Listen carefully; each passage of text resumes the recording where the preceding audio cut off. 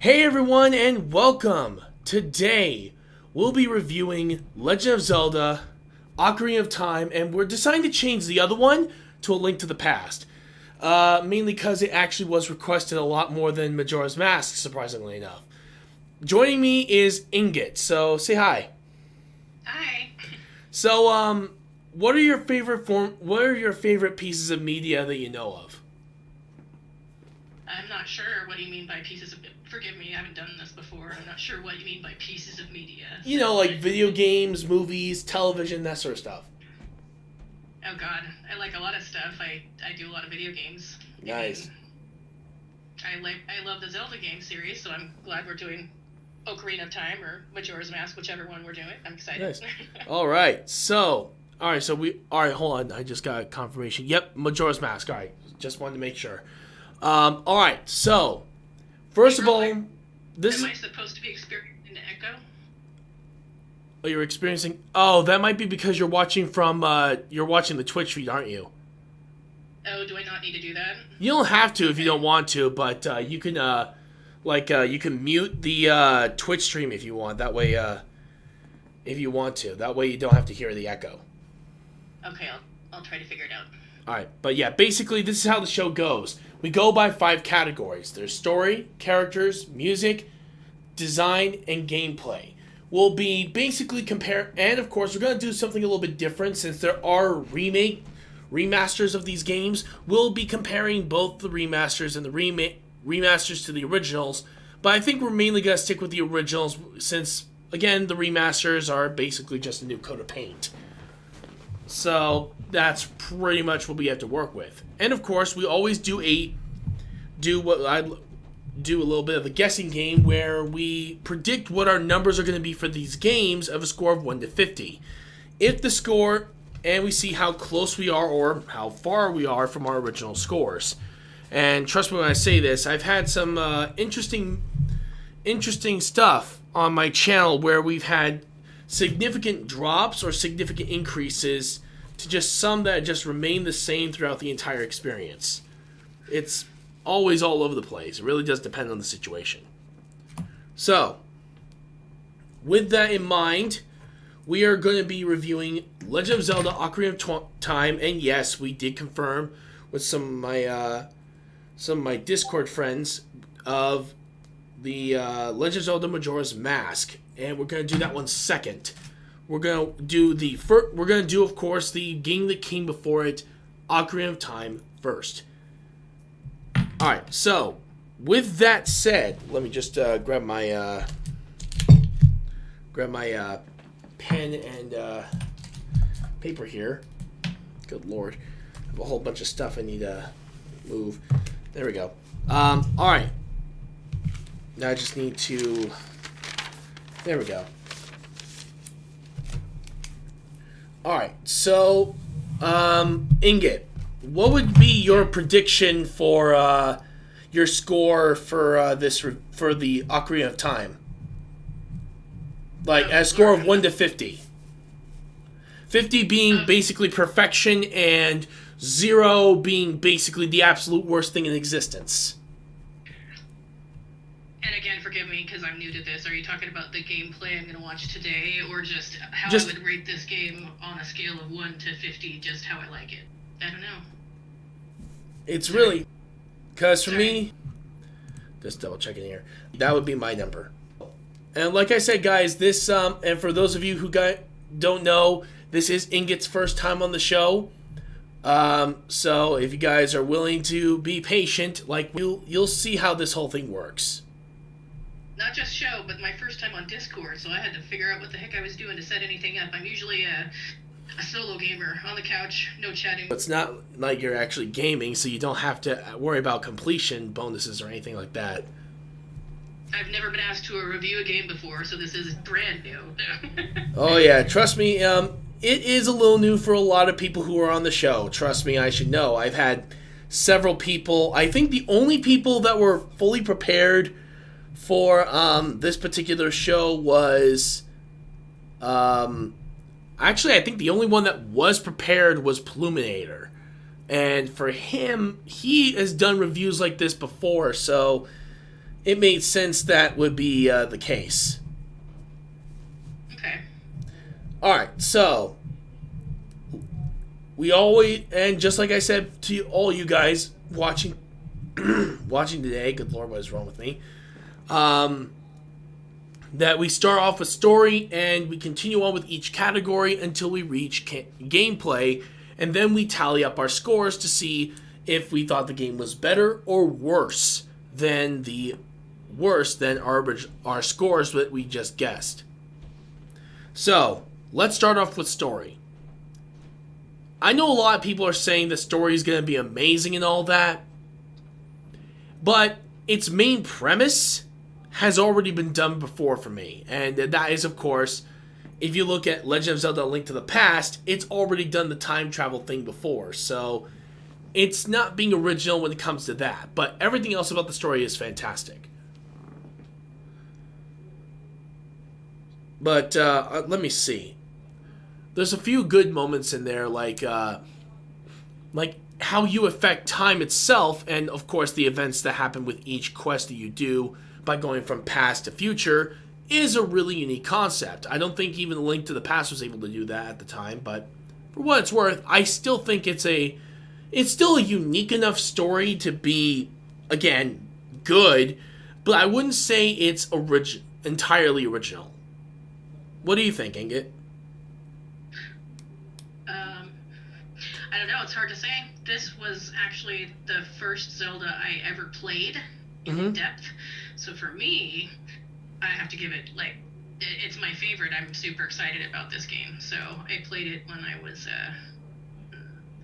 13 or 14. Nice. And I got stuck for a long time, and I finally got through it. But I mean, I feel like this was almost my introduction to a more RPG style. I was more Mario, Donkey Kong, strictly that kind of stuff before, and this game kind of made me go, oh, there's more advanced stuff out there that I could be playing. So nice. So on a scale of 1 to 10, what would you rate this game for story? Oh, 10. 10 easy? All right. Yeah. But again, it's my all-time favorite. I mean... Yeah, for me, I think I'm going to give it a score of 8. Mainly because, like I said before, its premise of using time travel is nothing new to the Zelda franchise. It was already done in A Link to the Past. But however, how they used it was what I believe saved it in the end. It could have been a complete rehash of Link to the Past, but luckily enough, it did its own thing, and it was still unique enough on its own. So I'm willing to give it an 8 as my personal score for story. Okay. Now, of course, we go on to characters. Now this is actually where I'm going to be I'm actually going to go in favor of this game, because this introduced a lot of the Zelda motifs that we know of, from Zoras to Gorons. They pretty much have it all here. And not to mention, just the amount of detail with these characters. It's no wonder that some of the biggest Legend of Zelda fans prefer the characters from this game than in other series, such as, like I said, Link to the Past, the original Legend of Zelda, and of course games that come afterwards, such as some of the Game Boy ports, and even Link, I think it's a Link Between. No, that's not a Link Between Worlds. Oh, sorry, Link's Awakening. But yeah, like I said though, this game basically got a lot of our favorite characters right off the bat, and I think for characters it wouldn't be as memorable. I'm sorry, not as memorable. Future games wouldn't be as memorable as these guys until I think it was Majora's Mask or Twilight Princess, in my personal opinion, that did pretty decent on characters at that point. What do you think of the characters of the Ocarina of Time there, Ingot? Oh, I like them. I mean, Impa as a character, kind of, as far as I remember, this might be the first game that I remember her being introduced, but she has been around in a bunch of the Zelda games. She's kind of been a main character, a main side character rather, that I think is kind of cool that I remember first seeing here. And I think the fact just that the game was the first time, is it because it wasn't like the side scroller, it was like kind of open world, you can run around and do stuff, like this was the first Zelda game that I don't know, was more fleshed out and fun, like riding around on a horse was awesome. So I mean, I feel like that's another reason why this game was so successful. It was the first Zelda was that special. It was pretty, I mean, for its time. Like, it was a long time ago now. I think, God, I'm old. I remember when this game was brand new. Holy crap. Oh, yeah. But it's held up, though. I still play it, and I can't wait. I hope that they do, you know how the Switch, they've been putting the old games over, porting them over. I hope they do that with the 64 Ocarina, so Xander can play it and see it, because he already plays A Link to the Past and loves it, so. Nice. Yeah, when it comes down to it, though, this game definitely had a lot of interesting stuff on it, personally. So, on a scale of 1 to 10, what would you give characters? Oh, the characters? I don't know. I almost have to, like, rate each character individually. I know, but I'm talking about characters. I think they do pretty good. Yeah, I'm just talking about, like, characters overall. As a whole? Yeah.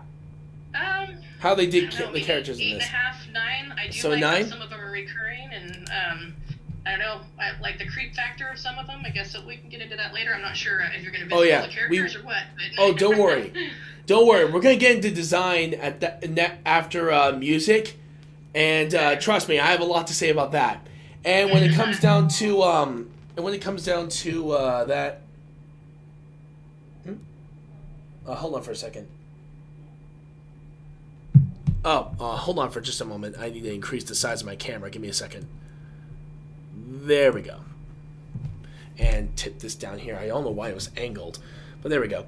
But yeah, basically, when it comes down to, for me, I do like the characters in this game.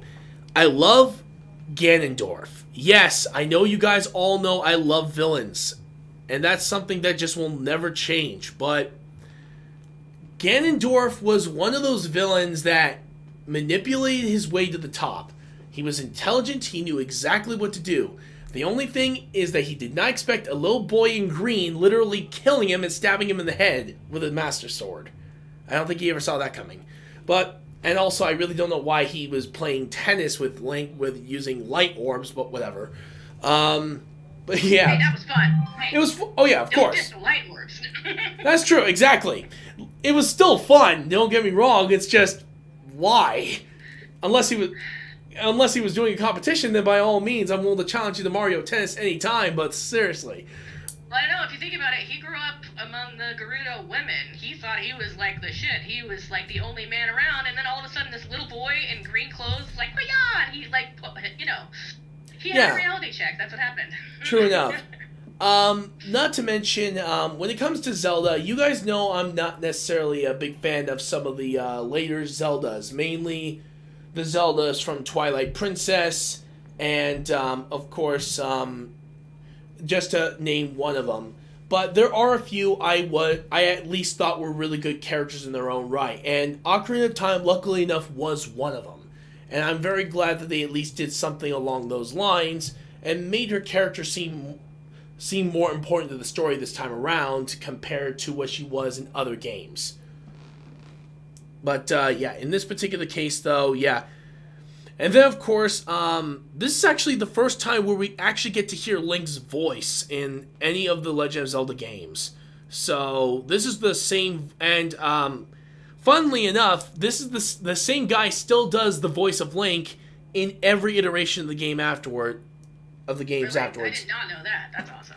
Yeah, because I think him, along with the original voice actor from Mario, have been doing the roles for these characters for years and still do them. So, to know that this was, in a way, his very first voice acting role, and all he does is grunts, but again, however, that's the thing about it. He's a silent protagonist. He's one of those characters you could put yourself into and really feel like you're controlling his actions and feeling like you're part of the story.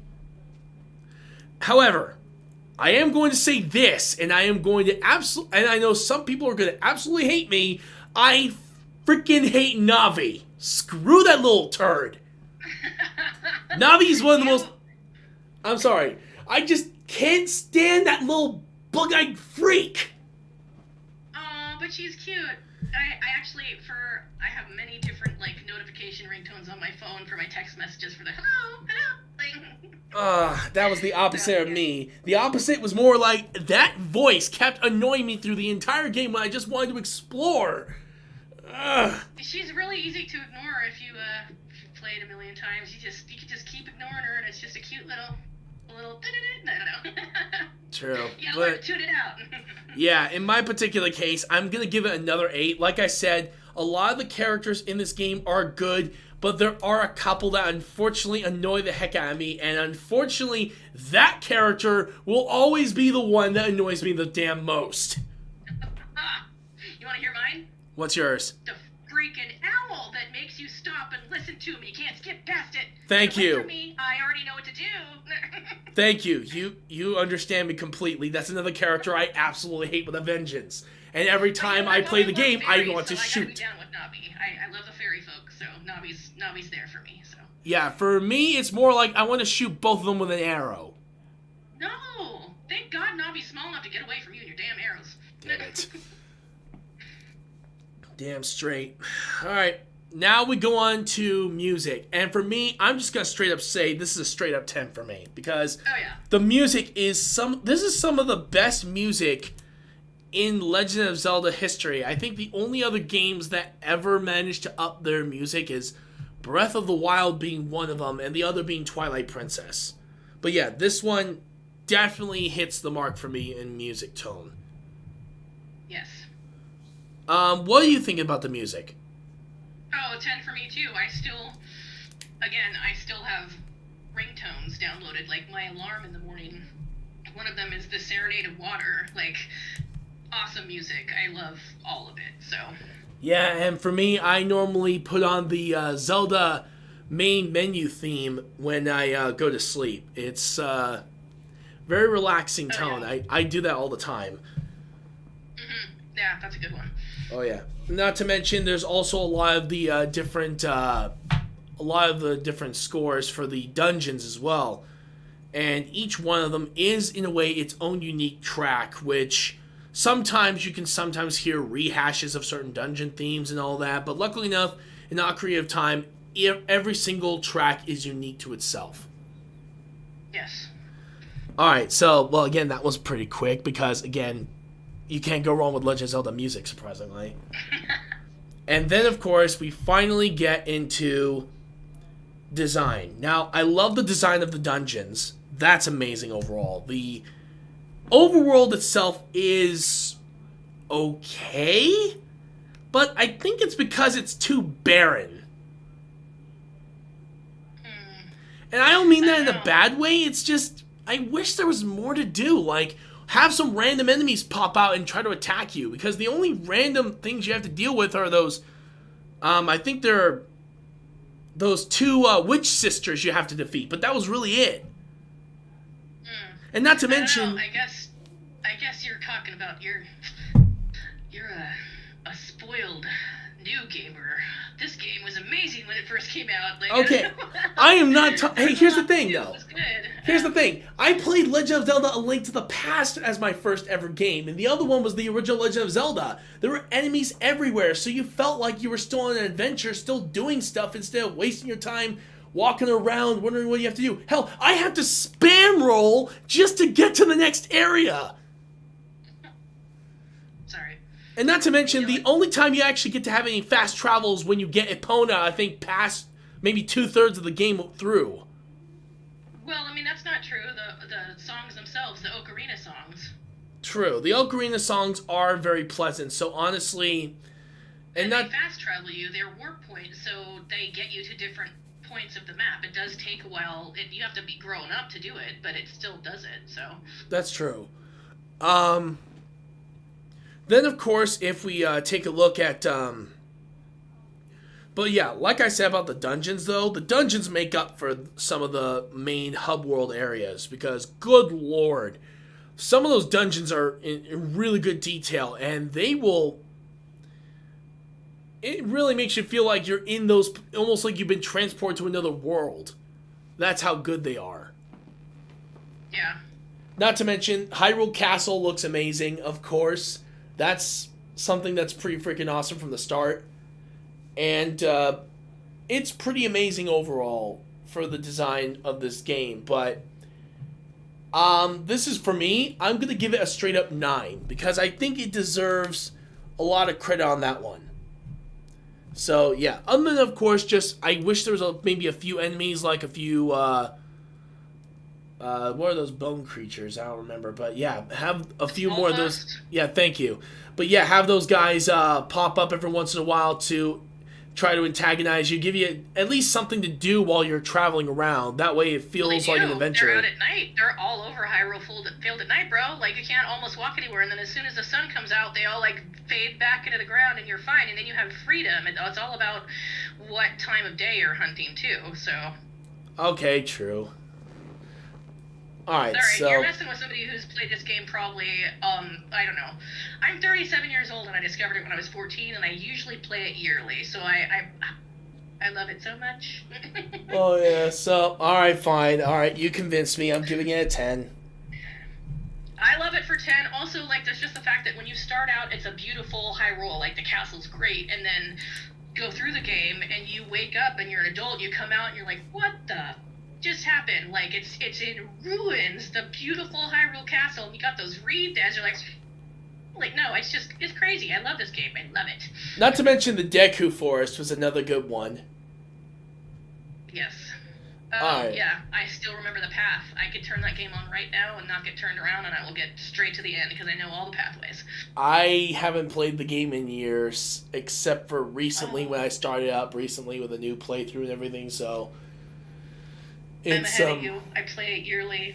Yeah, you basically have the advantage on that one. And now, now we're going to finally talk about gameplay. This is where I'm going to be the most critical. Because one important thing, freaking Z-targeting sucks. No, I like it. I hate it. And the reason why I do is because it makes boss fights too damn repetitive. Now, in Dark Souls, I can understand a system like that working. But in Legend of Zelda, no. And here's a few reasons why. One is that the challenge is completely gone. Like in the original Link to the Past, you had to use different items, being able to use different specific skills, instead of just block, hit 3 times, die. And that's with every boss of the game. Where in Link to the Past, you use all your tools and weapons to your advantage to taking down the opponent and try to outsmart them. They were actually smart enemies instead of literally just block the attacks, hit them in the back 3 times, goodbye, you're done. Yeah, I guess I can see your point of view on that.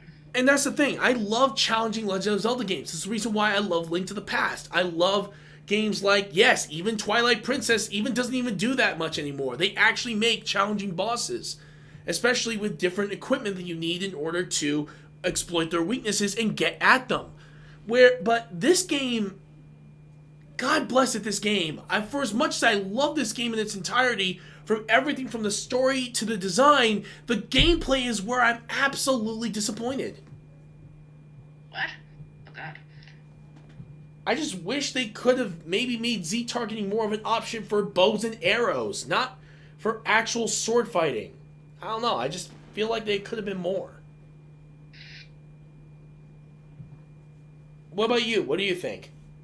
I don't know, for me, the Z-targeting made it a little more challenging because you use it to your advantage sometimes, and then other times you need to try to get it out of the way so you can do what you actually want with your slashing, so you have to learn to work around that. I mean, yeah, it was annoying, but it was also something that was kind of new to the franchise, so, like, I guess I'm thinking of the Water Temple and Z-targeting the right...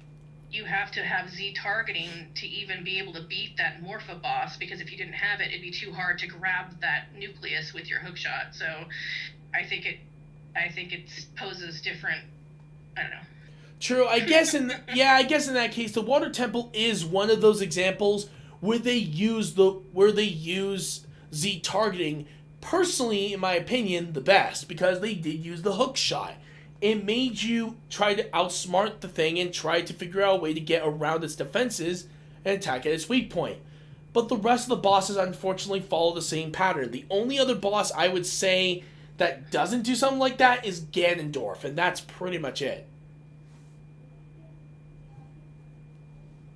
I just wish that the boss fights were a little bit more interesting. So... I don't know. I'm not sure what to say. It was one of the first games like that I ever played, so for me it was they were all super cool boss fights, so...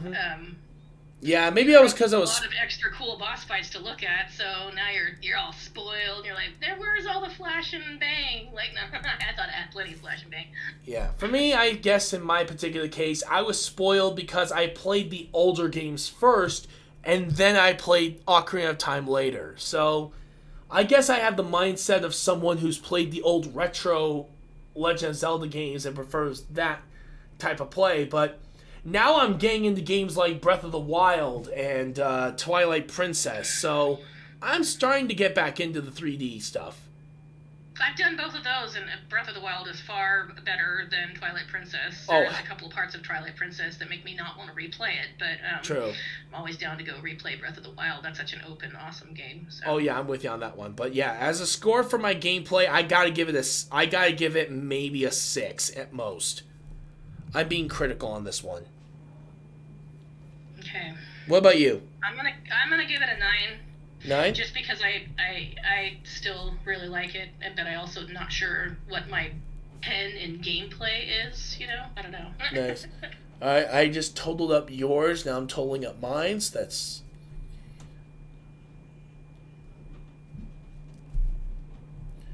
All right. So. Your original score, the score you originally gave us was 40. Your new score, and the score that will be the total for this game for you, is 48. Ah, okay. So you had a significant jump for you. As for me, I surprisingly jumped too. My original score was 40, and I actually gave it a 42. So I still love this game for what it's worth. It's just that I was definitely a lot more critical than I originally thought. And for as much, and I'm still going to say it, guys, this Legend of Zelda Ocarina of Time will always be in my top 10. But it's never going to be in my top 5. Because the top 5, if you guys know my channel very well, I've even mentioned this a few times, Ocarina of Time will never be in my top 5. I know people give me flack for that sometimes, but I'm going to tell you straight up, it will never be in my top 5. It will definitely be in the top 10, though. Alright, now that we're done with Legend of Zelda Ocarina of Time, let's get on to Legend of Zelda Majora's Mask. And, by all means, this game is... Wow, this really took a different departure from the original game. So, yeah. Ingot, are you there? I'm here. I guess maybe I'm having connection issues. I'm almost not hearing you at all. I'm just seeing your mouth move now, and you're cutting in and out so much, I'm not really hearing what's being said, so... Okay, so can you hear me now? Yes. Alright, good. Just want to make sure. Alright, so... What do you think your score is going to be for Majora's Mask? On the same scale of, 1 to 50? Yeah. Oh, man. Because, okay, I love Zelda, but I was really excited when this game came out, and I was pretty disappointed, so, I'm going to start with 25 and hope I go up from there or something, because I loved Ocarina of Time, and I remember waiting for this game release, and waiting up late, where I don't remember where I pre-ordered it from, and it was so different from Ocarina of Time that I was just oh man, Nice. Actually, for me, I'm going to go the complete opposite. I'm going to give it a 45 because I think this is better than Ocarina of Time. I'm sorry, I prefer this over the other because this thing does so much different from the Zelda formula. It is actually kind of insane. And it's like I stated before in the beginning, folks. This is a game that does so much different that it's its own original game in a way, which I love. And trust me, when I'm going to get into it, you're going to see why. Alright, so we're going to start off with story just like before. And I'm going to straight up say this is one of the best Legend of Zelda stories I've ever seen. For a few reasons. One, instead of it being about saving the princess, you're basically trying to save Link from purgatory. Yeah, I just said that, folks. Link is dead in this game. And all because he fell down that damn hole. If you guys don't know the whole Zelda timeline split, this is basically the timeline where if you follow Twilight Princess's timeline, that's the one that results in him dying in this case. So, yeah, sucks to be him. But as much as I'm willing to say it, though, this game really did a lot in that case, especially for when I looked and played the game again and again. I noticed something interesting, and it wouldn't be until years later I realized that this actually was a game that teaches you the 5 stages of depression. Or in this case, the 5 stages of grief.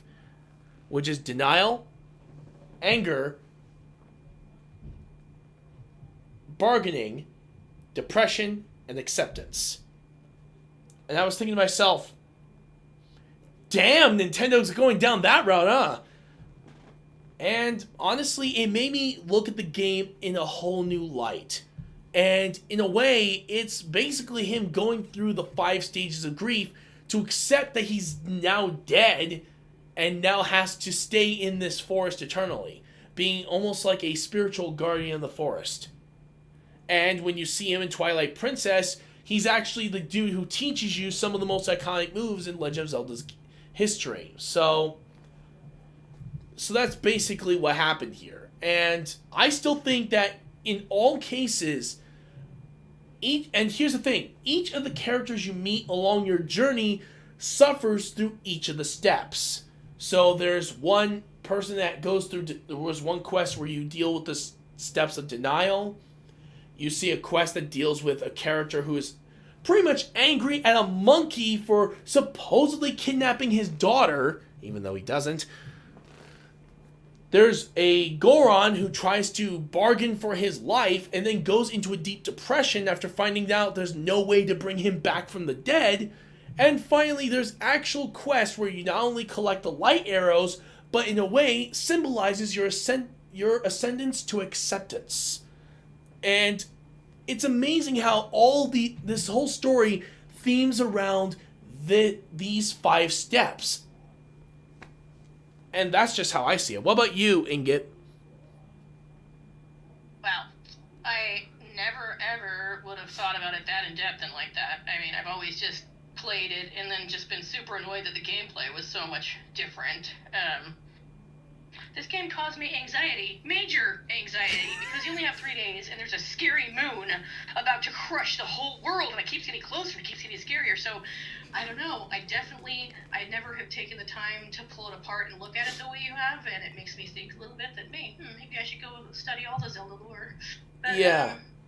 It's interesting. I like your perspective, but for me, this game was fun, but not quite what I had been hoping for as a child, as a 14, 15-year-old who was super excited for another Ocarina of Time. This one was just different enough for me to have it stuck with me for a long time as being just not as fun. So, and that's the only reason. I think it was just at a time in my life that I expected more and didn't get it, and so I've held a grudge stupidly all these years. But it was still a good game. I still will pull it out. The masks are fun. There's a lot of masks. Yeah, and not to mention each of the masks each have unique abilities and their own stories behind them, including the masks that you get from certain characters that you've met in your journey of Ocarina of Time. And not to mention, some of the characters that you met along your Ocarina of Time journey make a return to Majora's Mask, and are different NPCs in that particular world of Termina. And if you guys literally have figured it out by now, yes, Termina as in terminal, as in purgatory. Oh, death. My favorite is the guy in the first game who was running around and you give him the bunny ears and he's convinced he runs faster, but he doesn't. Or I mean, yes, he does. But in the second game, when you get those bunny ears, it makes you faster. It makes the whole game better. You can run faster. So that I like that crossover, the guy with the bunny ears, and that you can actually wear them yourself in the second game. So. Oh yeah. For what it's worth, though, Majora's Mask did, for me, story-wise, this is possibly one of the most unique, as well as possibly one of the best Legend of Zelda stories I've seen in a long time. But it's not going to excuse any of the gameplay stuff I'm going to rant about as well. So, but other than that, for story, I'm giving a flat-out 10. It deserves that much. For story, anyway. You're gonna hate me. I was straight up gonna give it a 5 because I just saw your face, like no. I know. I'm sorry. Maybe if we go on, you could change my mind. But all right. But because here's the thing. Like I said, this one deals with the 5 stages of grief, which is again a very mature subject to deal with, especially for a game that most people would think would be mainly for kids. But it's not. It actually deals with very mature themes. And not to mention, each quest story you go through has a level of importance to not only the stages you go through in real life, because Dabda is a real thing, but it also goes through a lot of the aspects of how certain characters are suffering in some sort of way. You feel a loss with each character. Like, for a father, he lost his son when he turned into a Deku tree. And that was because he got cursed. His son is dead. He lost his son. And then, of course, there was one person who lost his age and is now forced to be a young boy when he wanted to marry the love of his life. Then, of course, there is the loss of innocence with Majora. Each and every person goes through a significant loss, like Link, where he lost his life. Each and every character has lost something important to them. Not to mention, if you take a look at the townspeople at the start of the game, everyone's in complete denial, saying that there's no way the moon's coming down, or this random warrior says he can cut that moon into 1,000,000 pieces if it came close enough, which, as you guys all know, that's not even physically possible. But and all of them are going through denial, and it's actually kind of insane just to see just how much that not only Dabda really plays into the story of the game, but also the meaning of loss and how much people have lost in their story. And I really think that Majora, of all people, for his character suffered the loss of innocence. And I know this may seem like something minor to some, but trust me when I say that losing your innocence can sometimes be a bad thing. And I mean like a very bad thing. Like you see something that scars you for life and changes your outlook on the world. And for him, that's basically what he's going through. And doesn't know who he can trust, doesn't know who he can believe in. And it takes Link, of all people, to help him through it. After he discovers his acceptance of what he had to go through, of his death, and accepting that he's no longer going back to the living. It truly is amazing just how much this game really emphasizes that this is a struggle. This is what, in my personal opinion, what I believe the game is that it's a struggle just to accept reality, or accept that you're mortal, to accept that there's only so much you can do.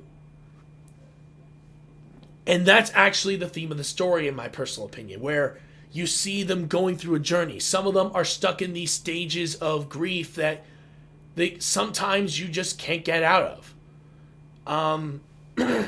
And one good example is I was watching NCIS one time, and it was around the time that the actress for Palmer's wife unfortunately passed away from COVID, and you see him trying really hard to go through it, and Gibbs, of course, says that he's still trying to get through. He's not out of it. He's not out of Dabda. It's a struggle. It's a journey. Something that he has to get over himself. And same with Palmer, with his loss. Everyone goes through these things, and sometimes it's really hard to get out of certain stages. More than most. And trust me, I know more what it's like than most. Because I guess in my particular case, there are some things that unfortunately I haven't fully accepted yet when it comes to losing people I cared about, and sometimes it's just hard to get over it. So in a way, I put my own personal perspective on it and see the game through my own eyes, not just Link's, and see what all these characters are going through in just the story alone. And I still think that the story of Majora's Mask is the reason why I give it a 10. It's that good. And that is my argument for why I gave this a 10. What do you think, Ingot?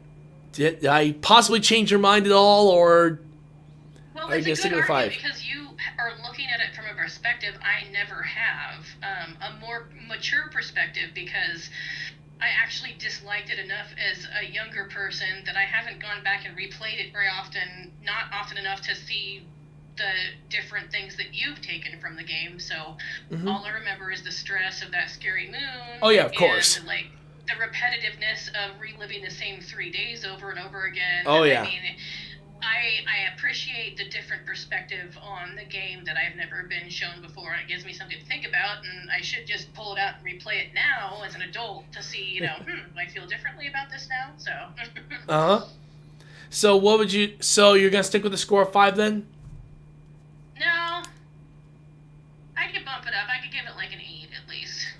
Wow. It's not traditional Zelda, I can give it that, but I do like the series because it does change it up like that now and then to make you feel a little bit differently, so I guess I should give it credit for that, so.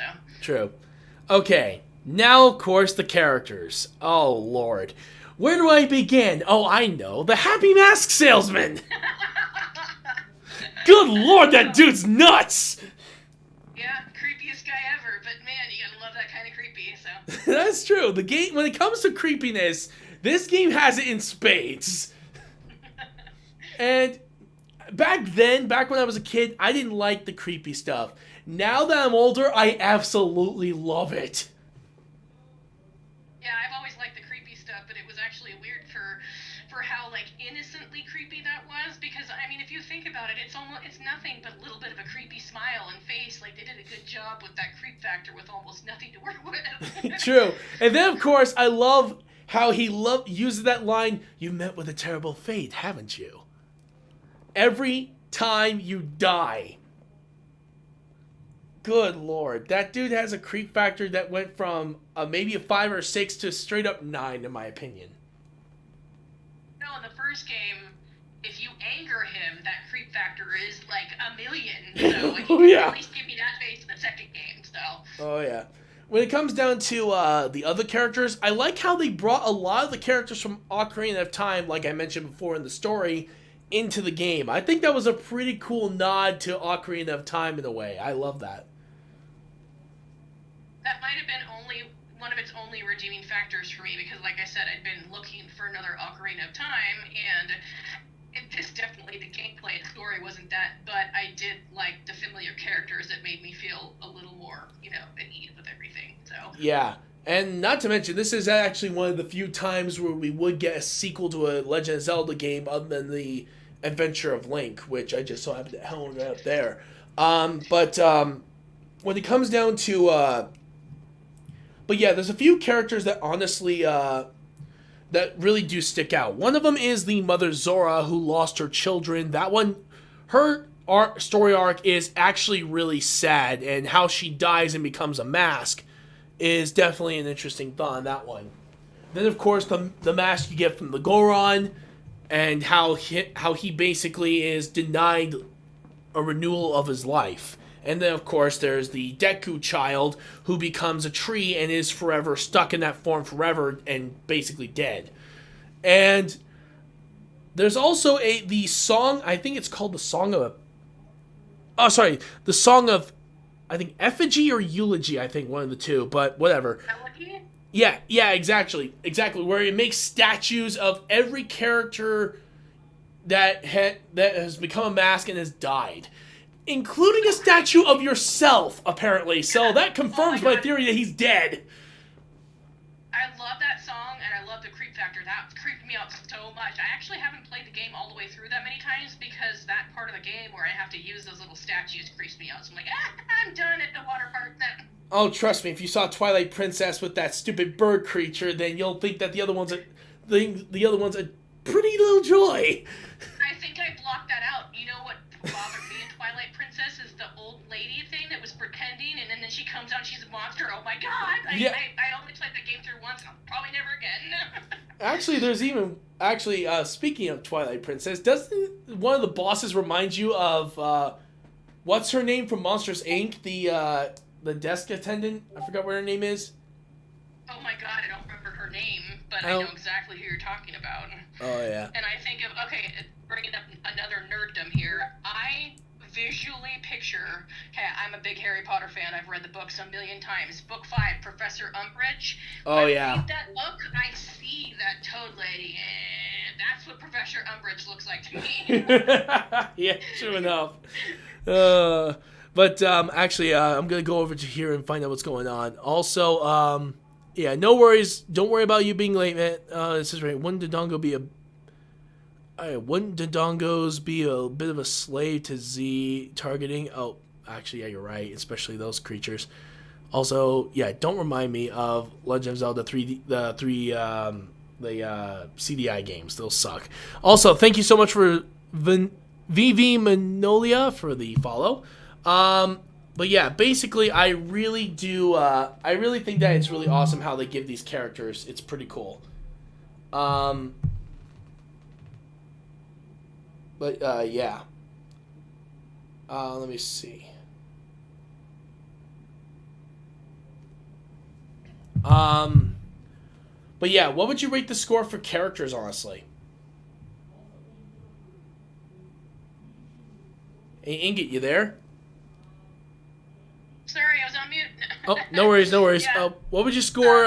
What would you score this for characters 1 to 10? I don't know. I guess for characters in this game, I like how there's a bunch of them fleshed out. I give them a 10, I guess, for characters, because everyone was like so different. I guess you were annoyed in the first game by Navi, but I like. And the owl creature. Don't forget about him. Who? The owl creature. Don't forget about him. No, that was my annoyance. You were annoyed by Navi, but as far as fairies go, I was actually always a little more annoyed by is it Tattle or Tail that is with you? I think it's you're with Tattle and Tail's the brother. I can't remember, but I don't remember either. I was always a lot more annoyed by the notification of that particular fairy. Navi was like, oh, this is cute, but what the heck about the ding ding ding ding? Yeah, I'm gonna give it a 9. Only because that fairy creature, yes, was annoying just as much.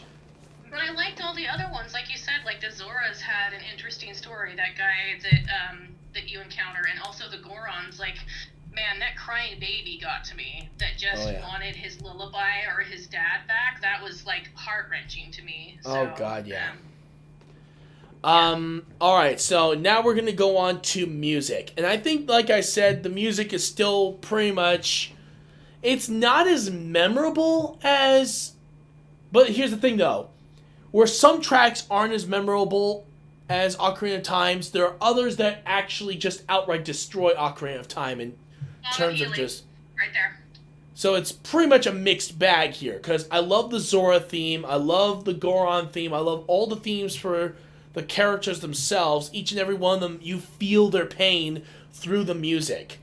Not to mention, the dungeon themes are pretty decent, but not as unique as Ocarina of Time. Yes, I mean, the music in this game is great too. I guess, yeah, I don't maybe like it as well as Ocarina, but that being said, it was still great. The Song of Healing is still one of my favorites. That's like a haunting melody that still sticks with me. I think I have it on one of my alarms on my phone or something, so. Nice. Yeah, it's good stuff. So yeah, I'm gonna give music surprisingly a 9, mainly because the the soundtrack overall is not as memorable as Ocarina of Time. What about you? Yeah, God, I don't know. The music's good, but you're right, not as memorable. This is a hard one though, because I'm thinking. I mean, I really do like some of the music, so. Put me on the spot here. I'll just give it an 8. Give it an 8? Alright. Yeah, I'm with you. A 9 or 8 would have been for me because there are a few tracks that are just outstanding. And a few other tracks are pretty below average, and the rest of it is just pretty much on par. So it's really a bit of a mixed bag, and that's the reason why I chose to give it a 9 instead of a 10. Alright, now we gotta go to design. Oh, Jesus criminy sake. Okay. Majora's Mask. Design. The hell is wrong with you, Nintendo? Good freaking God. First of all, what is your messed up obsession with the moon? Because now I have to see that thing every time I play Smash Brothers. So thank you for that horrifying image. Second of all, the Happy Mask Salesman. That creepy face is on par with the Joker from Batman. I would say worse. Actually, yeah, you're right, it is worse. Because at least the Joker has an excuse for his smile. You know the Joker is gonna look like that always. The Happy Mask Salesman freaking flashes it out unexpectedly and you want to crawl under a rock and die. Like Pretty much. And of course, just the overall look of the game just looks bleak as hell. Well, hell's actually kind of a good word for it because, again, terminal. So, yeah, honestly, for what it's worth, yeah, this is definitely one of the darker Legend of Zelda games that are out there. The other one I would say comes in a close second is, of course, Legend of Zelda Twilight Princess. But when it comes to dark themes, it gets the number 1 for me. Oh, Lord. And some of the enemies you face. Good freaking God. And I'm like, why would you ever want to do this? It's why. What are your thoughts on the game's design? Well, I know I've been saying right from the beginning that I had major anxiety playing just because of that huge moon, like, hanging over your head the whole time. It's stressful. And then, even though, like, God, the start of New Day, it's like, dun, dun, dun, there's, like, chimes, there's, like, a noise that tells you, like, oh, God, I only have 2 days left. I don't know, like, it gave me a weird kind of anxiety I hadn't experienced while gaming before, so, I don't know. So what would you rate the design of this game, honestly?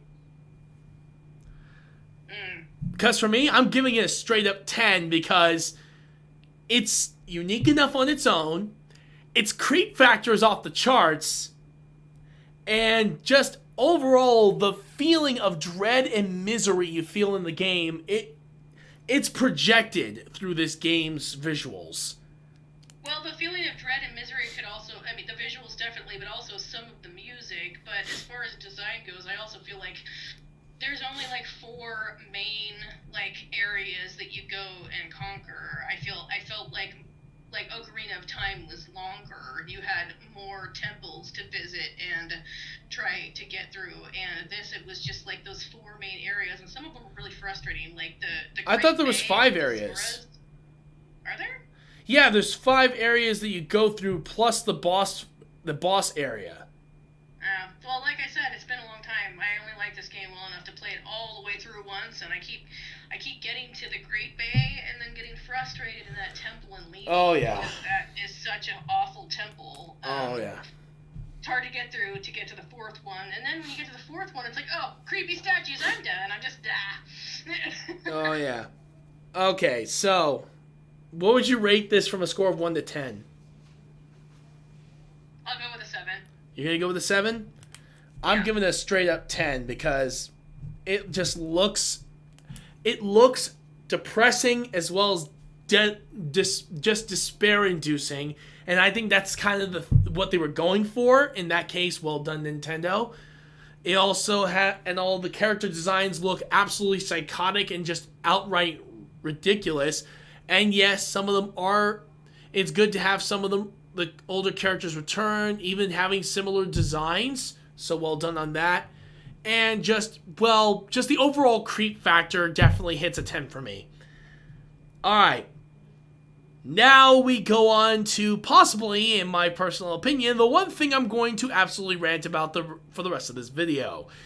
The freaking gameplay.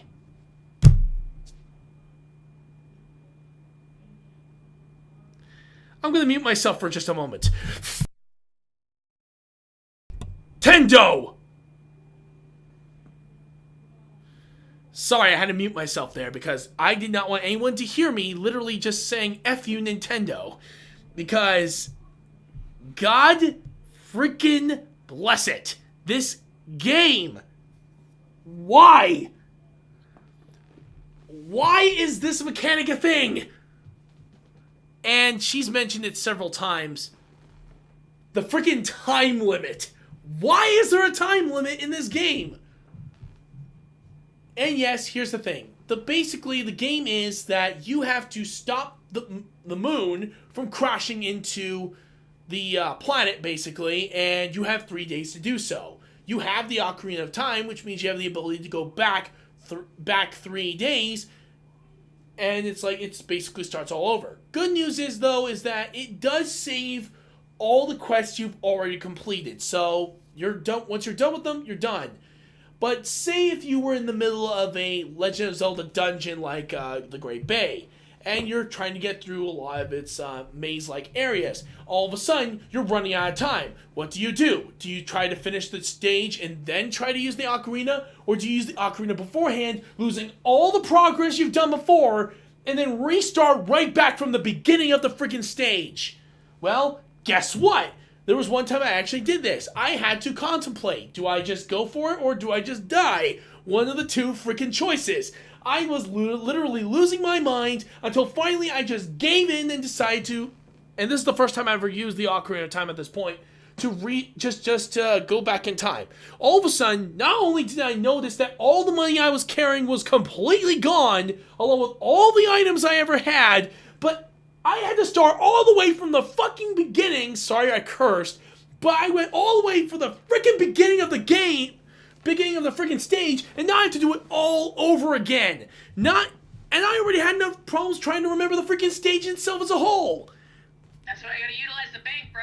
That's why you gotta put your money so you don't lose it. Bank. Oh yeah, here's another thing I really absolutely hate. The freaking bank!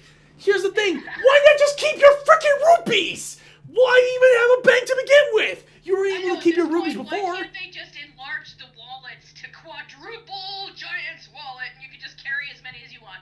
Exactly, but actually, here's another thing. Why is wallets even a thing? It's a wallet. The wallets have been a thing ever since Ocarina of Time. Even Twilight Princess has that problem. Why? Doesn't matter who you are, you gotta have something to carry your money. Wallets have been a thing from the day of time, Nathaniel, so...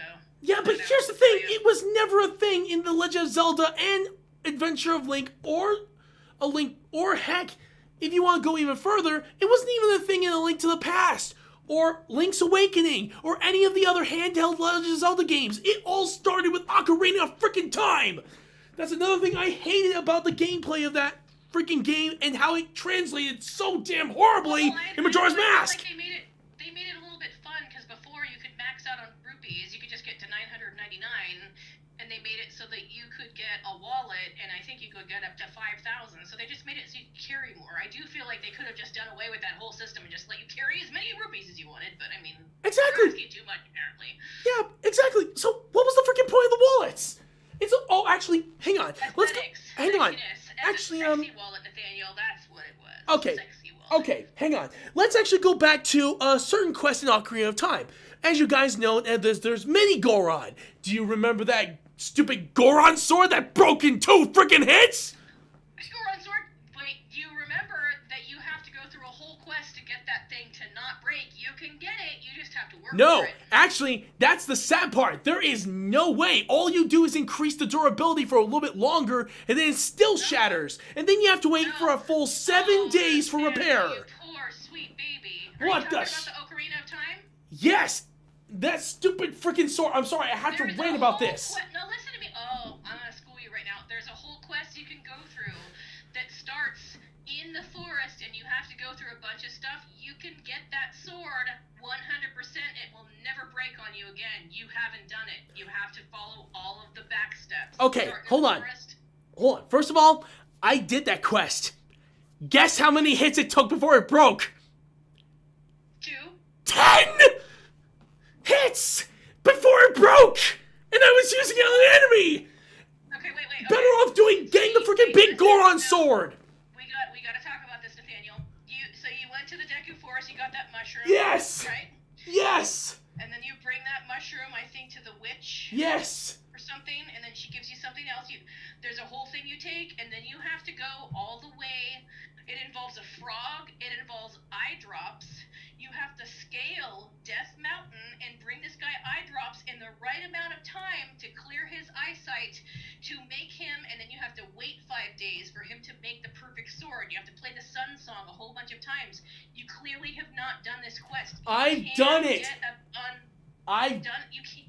Here's the thing. I am going to tell you this. I did the quest. Every step exactly as I was told to do. And guess what? The sword only lasted 10 hits. And then I'm like, screw it, I'm gonna just go look for another sword. I found out there's a dude named Bigoron who happens to be the older brother of Mini Goron. He gives me the big Goron sword, and that thing never breaks, and it's the most powerful freaking sword in the game. That's the one I'm talking about. I guess I missed out on the other one. I'm talking about there's a whole quest you scale to get to Big Goron. Oh yeah, of course. The big Goron sword, that wasn't a problem. Death Mountain. He's the guy that's like sleeping and he wakes up and then, yeah. Yeah, exactly. For that one, that's not bad because you get the most powerful sword in the game.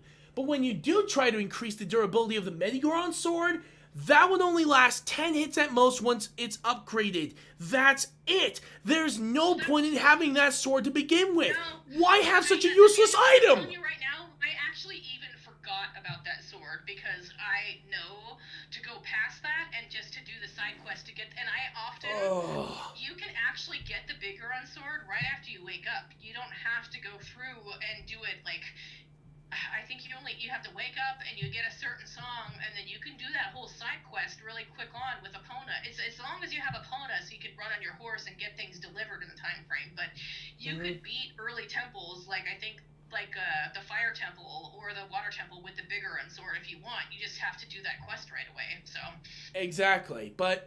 Like I said, for the Medigoron sword, that sword was nothing more than a large knife that broke in 10 hits. What in the actual hell? And then, of course, if we're going to go back to Majora's Mask, there's a few quests that are so damn annoying, especially just to get Epona of all things, was a waste of my damn time. It's better off that you just go on foot. It's like, why? Why would you even have this? And not to mention, there's actually a quest in Majora's Mask where I had to bring an explosive barrel all through these courses up to a freaking hill to blast the freaking door. And yeah, that was awful. And you would blow yourself up so many times on accident just trying to get it there. You're like, God damn it, not again! Exactly. And you want to know the strange thing is, I actually did this a while ago, and I watched an AVGN episode where he talks about this game, and he actually had the same problem I did when I was a kid. I had gotten the barrel up to the top. I placed it down right there. I backed up. I was ready to see that thing go off. Next day rolls around, all of a sudden, the barrel is gone. How is that even freaking possible? And the wall's not even gone! It's like, why? All that work, time, and effort, gone! hard to get to. Oh god, the Goron race is even worse! Finally get the barrel to the right spot to blow open that entrance, then the racing itself is a freaking nightmare, and you just want to kill yourself because I just want to win this, but I can't. Oh my god! That's basically what's going on, though. I'm with you. The whole quest is complete bull. Everything about the quests, here's the thing, most of the quests are fine. They're okay. But when it comes to certain quests like that one, those ones annoy the hell out of me. It's the reason why I gave such a low score to Ocarina of Time, because it had those quests as well. All of them that were some of them that were completely useless and didn't amount to anything. It was like, why even have these to begin with? I don't know, because Ocarina of Time kind of introduced the useless quest. It's kind of refreshing. I don't know. Before that, there weren't useless quests. You just had to do shit. Like, and now it's just like, oh. Yeah, because every quest had its... The fourth bottle in the first one, oh, it's so hard. Oh my god, the fourth bottle is impossible. Still, yeah. But here's the thing, though. There's a difference between useless quests and quests that help further the story. In this particular case, we have an example, Chrono Trigger. Every side quest is important to the characters and their development through the story. And they're all amazingly perfect. I'm not even joking. It's the reason why if I ever did a review of Chrono Trigger, it will get a 50 out of me, regardless of what anyone else says. Because not only the side quests are important, the music is perfect, the story is perfect, the characters are perfect, the gameplay is perfect. And that's the thing. The side quests aren't crap. Every single one of them have their importance, and they were all fun. So why have useless quests like these that even amount to useless items that you'll never use in the game afterwards? It's like, why? Daniel, it's 2000. It was... Ocarina was what, 97, 98? Yeah, and this one's 2000?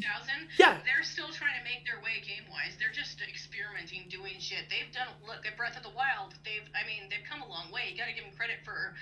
We gotta learn along with them. Okay. It's frustrating now because we've seen such amazing gameplay, but back in the day, this stuff was kind of cutting edge. It was what we wanted to see as gamers at that point. Like, maybe I'm a different kind of gamer. I wasn't playing shoot 'em ups at that point. It took me a while to get into the shooter games, but yeah.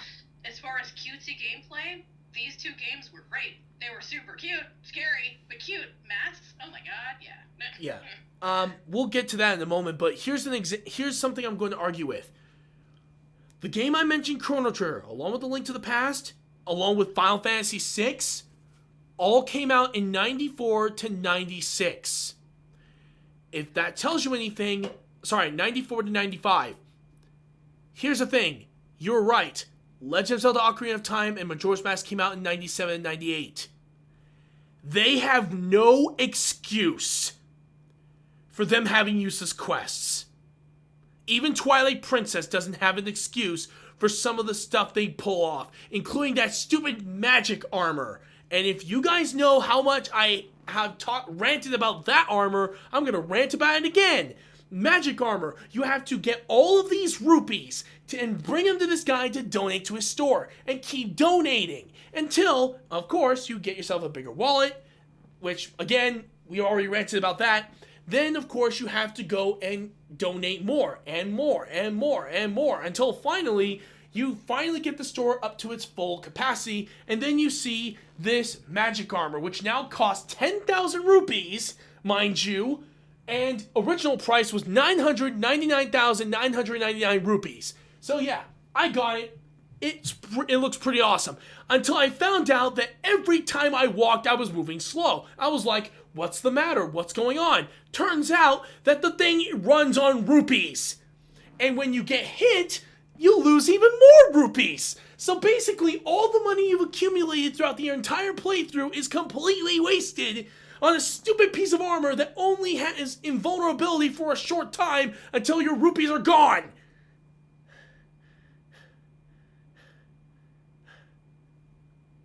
I apologize. As you can tell, as much as I love the... When you start ranting, my audio cuts out, and I could just see you gesticulating and yelling, and I can't even hear you when you start yelling. You just cut out, and you're just on the video, sorry about that, folks. Here's the thing. I love Legend of Zelda, don't get me wrong. But when it comes to useless quests, this is actually these two games are the absolute worst in video game history when it comes to that. And I wish it wasn't. I really wanted to give a high rating for these two games in gameplay, but in this one, that's a little bit tougher for me. Now that I'm done with my ranting, let's talk about, in my personal opinion, the best part about this game. The masks. And I'm going to let Ingot take over this one. I need to calm down for a moment. What do you think of the masks in the game? I did like the mask. That was kind of like one of the saving graces. It made cuteness. It made it like unique. Sometimes it was a pain in the butt getting the right mask, but like I said, my favorite was the bunny ears, because when you do that quest, then you can put that on and just run faster, and it's obviously faster. And I like that. I'm trying to think, what other masks did I like? There's just so many. It's been long enough since I played. I know there's a whole screen of masks and stuff. Like, there's a lot of them you can get. So, I know there's a whole quest towards the end. Oh, there's another creepy guy, and I don't remember his name, but he's like a thief, and he shows up at the beginning, and he like has a sack on his back, and he runs around looking creepy in like Traverse Town, and he steals things, and then ends up back at his hideout, and you find him at the end. I can't remember his name. Do you know who I'm talking about? Like, there's a creepy... Yes, I know who you're talking about. I think you may be talking about the Happy Mask Salesman. I think. He's not the same guy. The Happy Mask Salesman is in that weird alley at the beginning. He tells you, "Oh, you've faced a terrible fate," and then he kind of stays in that. Is it? Yep, that is the Happy Mask Salesman. That's him. That's the Happy Mask Salesman. Him? Yep, it's him. I don't know. I know it's him because then I never... he says the line, "You've met with a terrible fate, haven't you?" No, but that was the guy in the clock tower telling me that. Not that he's got a different name. He's shady and he has a hideout. Like, oh, that one. Like, you find him later, yeah, and then you have to go through a whole hideout and try to get through. That guy was creepy too. I don't remember his name, but like, there's a whole quest you have to go through with that shady ass motherfucker. Yeah, I'm with you. Language. No worries. I just said it earlier, so don't worry about it. But yeah, that one was definitely an interesting one. But yeah, I love the variety of masks, and each and every one of them has their uses. No mask. Exactly, no mask is completely useless. And I think that's actually really cool. It's one of those rare times where you find a whole bunch of items, and each one of them gives you a specific ability that just makes the whole damn game. And it really explores the game a little bit more, especially with, like I said, I don't even need Epona. I just need to get the bunny ears, and boom, I'm dashing off at high speed, and I can get at least to areas much faster with those than I ever did with Epona. Okay, Epona is nostalgic for me because I used to bring this game over to my Grammy's house. You remember Grammy? Oh, yeah. When I was, like, first gaming, and I would have this game up, and I was playing, and Grammy was, like, astonished at the fact that I was playing a video game and riding a horse. So, and then also, you know, when he rolls, like, you know how you can roll and make him go a little faster if you continually roll? Mm-hmm. He goes like Grammy's like, why does he keep saying pickle over and over again? And when I listen to it, it does kind of like, pickle, pickle, like... Yeah, so, yeah, I never really got that. Awesome. My grandma was super impressed with the graphics. That's what I'm saying. Like, I know you like the other ones better, but the graphics, even for the 1998-2000, both Ocarina and Majora, they were awesome for their time, and my grandma could not, like, just wrap her head around what she was seeing. She thought it was great. I could ride a horse and do different stuff. It was fun. Oh, yeah. But, alright, so now that we've... Oh, Lord. I basically ranted the entire time about the frickin' Legend of Zelda franchise, later games in its entirety, even though not meaning to. But in a score of 1 to 10, what would you give gameplay of Majora's Mask? Oh, man. I'll give it an 8. An 8? Yeah. All right, so I mean, it was kind of fun, but it was also a little rough. I don't know. The same 4 dungeons and having to repeat. Wait, hold on. Let me change it to a 7. A 7? Repetition. I don't want to count it short because for what it was a good game. But the repetition got to me. And also, if you have to start over on the dungeons and recollect all those damn little fairies that are so hard to collect, because you have to get Lord. all of them to make the fairy goddess one again. So oh God, and she was creepy in and of itself. Yeah, no, whatever. Let's forget about the creepiness of the Great Fairy. She's actually been kind of creepy since Ocarina. Whatever. Her crazy. Yeah. Yeah. But why? I get the fact that she broke up into like 30 different fairies and you have to take the time to find them all. That was tedious and time consuming, and I hated that. Like. Oh yeah. So 7. 7? Yeah, for me, it's basically you guys have already heard me rant about both Ocarina of Time and Majora's Mask's gameplay and how I hated most of what the games were mainly about. However, actually, you know what? I'm actually going to change one particular score on Ocarina of Time. I'm giving it a 5 for gameplay. So that means my score is 41. However, I'm giving a 6 to Majora's Mask. I'm still saying it's still crap for most of the game. But there are a few gameplay mechanics as well as a few dungeons that made me feel like it was at least worth playing. Oh, and of course, we can't forget possibly one of the most overpowered masks in the game, the Great Deity Mask. And good lord, that makes... basically, it turns Link into a god. Is that the one you get after you beat everything? You can put Yep. it on? Yep, put it on, face down Majora, and basically one-shot that son of a bitch.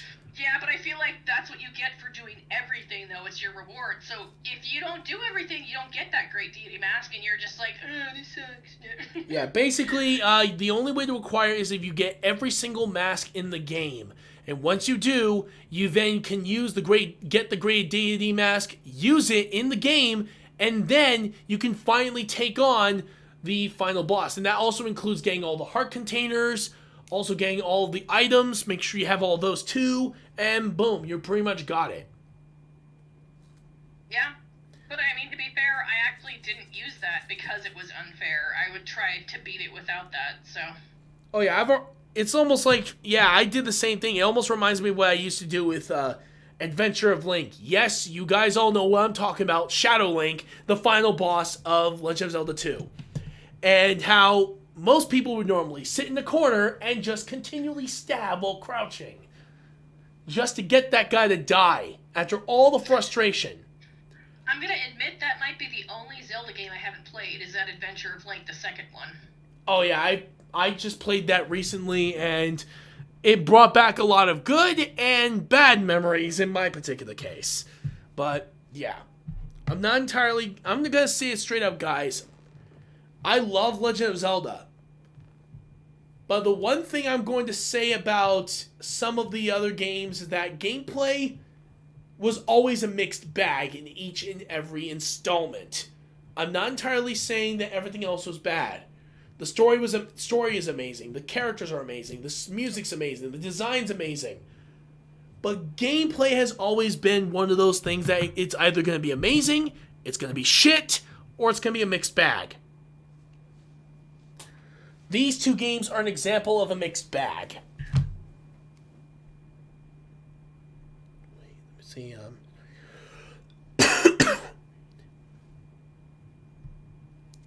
Oh, wow. Okay.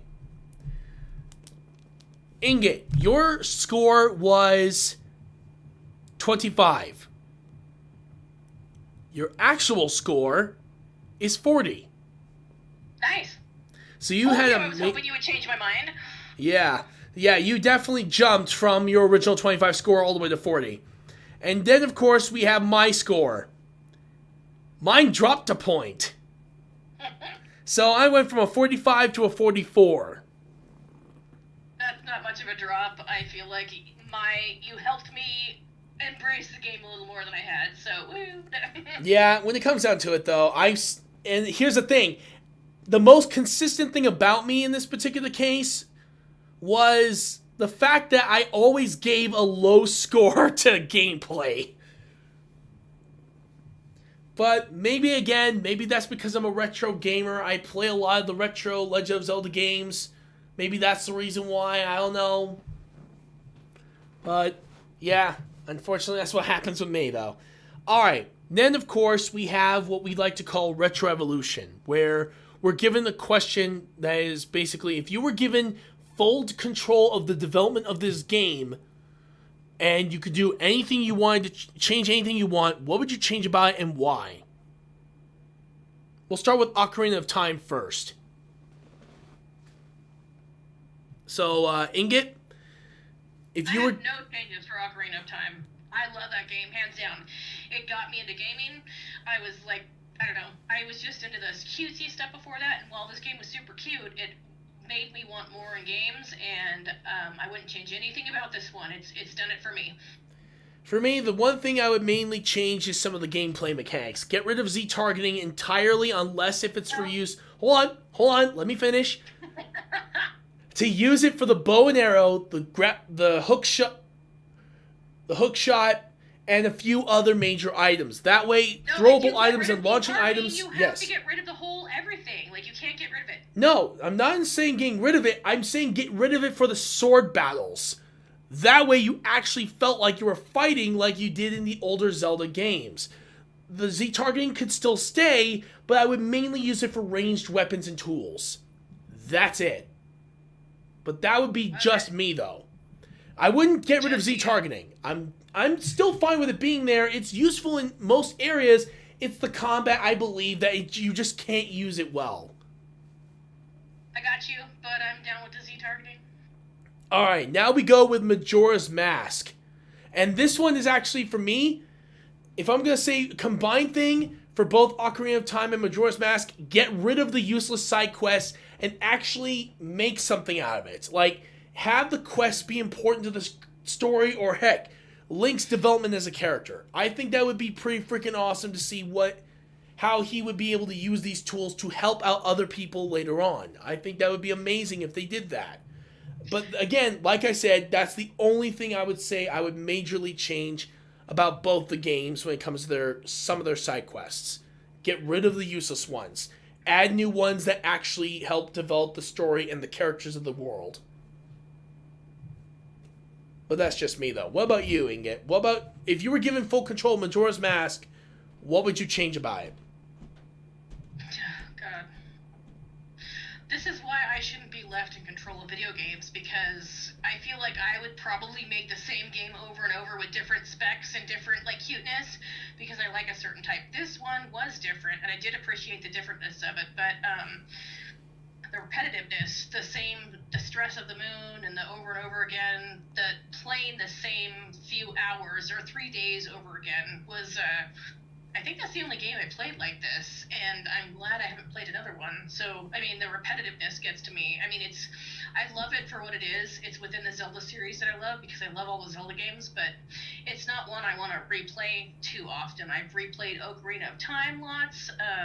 I've already replayed Breath of the Wild, not all the way through a couple times, but just because I think that game's super fun. But and Link to the Past, there's a lot of them I replay, but then there's some I don't. Majora's Mask is unfortunately one of them that isn't replayable to me, just because I'm just not as excited about it as the other games. So true. Yeah, for me, if we're gonna go back to Majora's Mask, if I were to change another thing, I would change the time limit. Like, if you're gonna do a time limit thing, and it was a week instead of 3 days. A week. Even God had a week to shape mankind. 3 days? That's not enough. No. True. Actually, here's the thing. If you're going to do it, why not do it similar to Persona? Persona did a timeline thing with theirs. Mainly, you had a certain amount of days to, of course, finish the game. So, why not give something like that? Like, you had a set time limit before, and if you didn't make the time limit, or if you died in a certain quest, then you'd be punished for it. Then you go all the way back to the beginning, but you still had your items and rupees. You just have to go right back to your last save point. I think that would be it would still be a form of punishment, but one that you could still go back and still be able to do and at least it'll be less stress on you. You can still keep the time limit, just try to make it a little bit more manageable, and I think that you pretty much got yourself a perfect game. But again, that's just what I see. Alright, now, before we end today's stream, we have a few questions. Not just for Ingot, but also for myself. So, we're going to start off with the... there we go. We're going to start off with the first question, and this is actually for Ingot. I need to double check this here.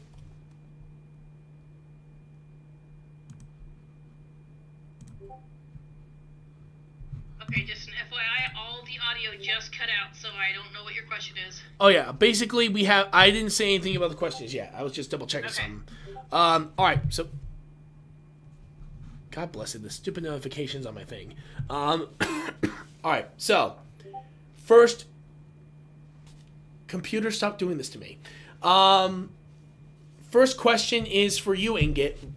And you actually kind of already answered this. What was your first Legend of Zelda game you ever played? Oh, Ocarina of Time. Nice. I mean, okay, if I'm being honest, I tried playing The Link to the Past when it first came out on the Super Nintendo as a small child, and I was like, like, I'd only played Mario, and this was way above my head, so I ran around for 2 seconds and left. So, technically, I played that for 2 seconds, but Ocarina of Time is the first one I, like, delved into and was like, yeah, this is the best. Nice. For me, it was A Link to the Past all the way. Actually, no, I'm sorry, no, take that back. It was actually the original Legend of Zelda I played that was my first. And the second one was A Link to the Past. The third game I ever played was The Adventure of Link, and finally I got into Ocarina of Time. And actually, I got into Ocarina of Time thanks to you. So... I know, I tried to promote this game. You must have played it on GameCube, though, because I don't think you had a 64. Yeah, I played on the GameCube. I played the Master Quest version that my friend let me borrow once. Yeah? Yeah, that was definitely an interesting one. Especially since that one was also a lot more difficult. If you do the Master Quest one, yeah, if you chose that mode, like, I haven't even completed that mode because it doesn't follow the original. I have the original memorized, I'm super good at it, and I go to Master Quest, I was like, oh, this is different, I'm done, done. No. Yeah, Master Quest not only randomizes the stage locations and everything, but it also ups the difficulty of the game. If you want more challenging Legend of Zelda Ocarina of Time, that's the one to go for. Alright, here's question number 2 for you, Ingot. What was honestly your favorite moment of Ocarina of Time? Ooh, hold on. Let me think about that. That's a hard one. I mean, there's a lot of great moments in that game. I don't know, I did like the waking up and realizing how much time had passed and how much left I had to do. Like, that was like, wow. Like, for me, I struggled through the first few parts because I was young and I hadn't played a game like that. And then you go to sleep and you wake up and there's still so much more to do. So, that was fun. Alright, and finally, your third question before I have to answer the hard questions again.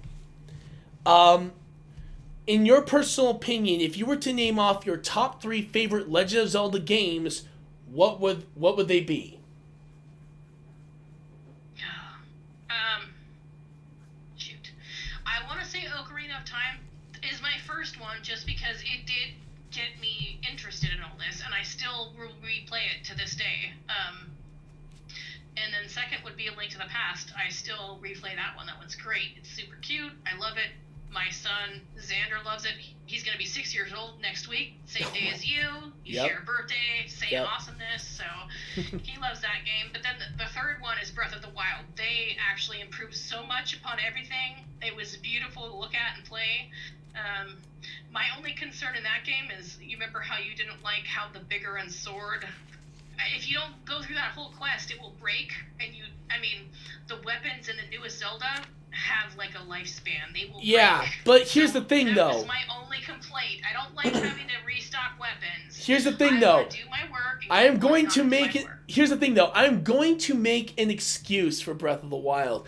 The reason why I'm fine with that mechanic instead of in the Ocarina of Time is because in that game, almost every weapon in the game is indestructible except for that one. Every single weapon in Breath of the Wild, including the Master Sword, if you're going to go for realism, has a durability limit. So that's totally understandable. I believe that's that particular world. That makes sense. But in Ocarina of Time, there's no excuse for that. Because every other weapon's indestructible, why not give the Medigoron sword the same treatment instead of just making it break after a few hits? Because it's up to you to figure out, oh, this is going to break. You have to get the Bigoron sword instead of the Mini-Goron sword. Like I said, I don't even remember the sword you're talking about, only vaguely, because I realized right off, you need to do that side quest to get the Bigoron sword that will never break. Like, it's just, yeah. True. But, yeah. Alright, so your top 3 is Ocarina of Time, Link to the Past, and Breath of the Wild, huh? Yeah, for the Zelda series, so we can't even get into the rest of the stuff I love. So oh, yeah. We'll visit that another time.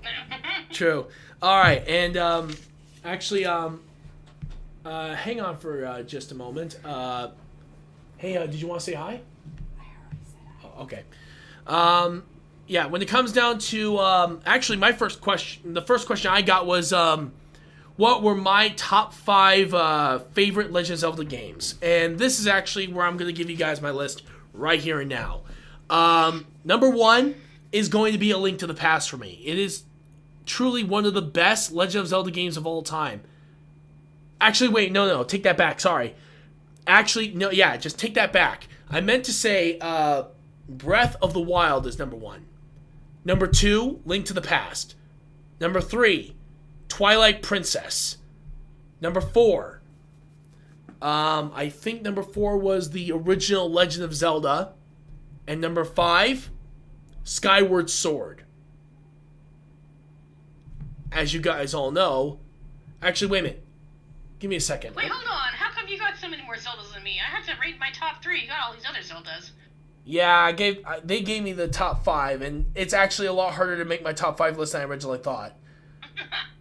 Because there's a lot of good ones. Shit. Hold on. I gotta... We'll go back to that question later. I have to think that one through.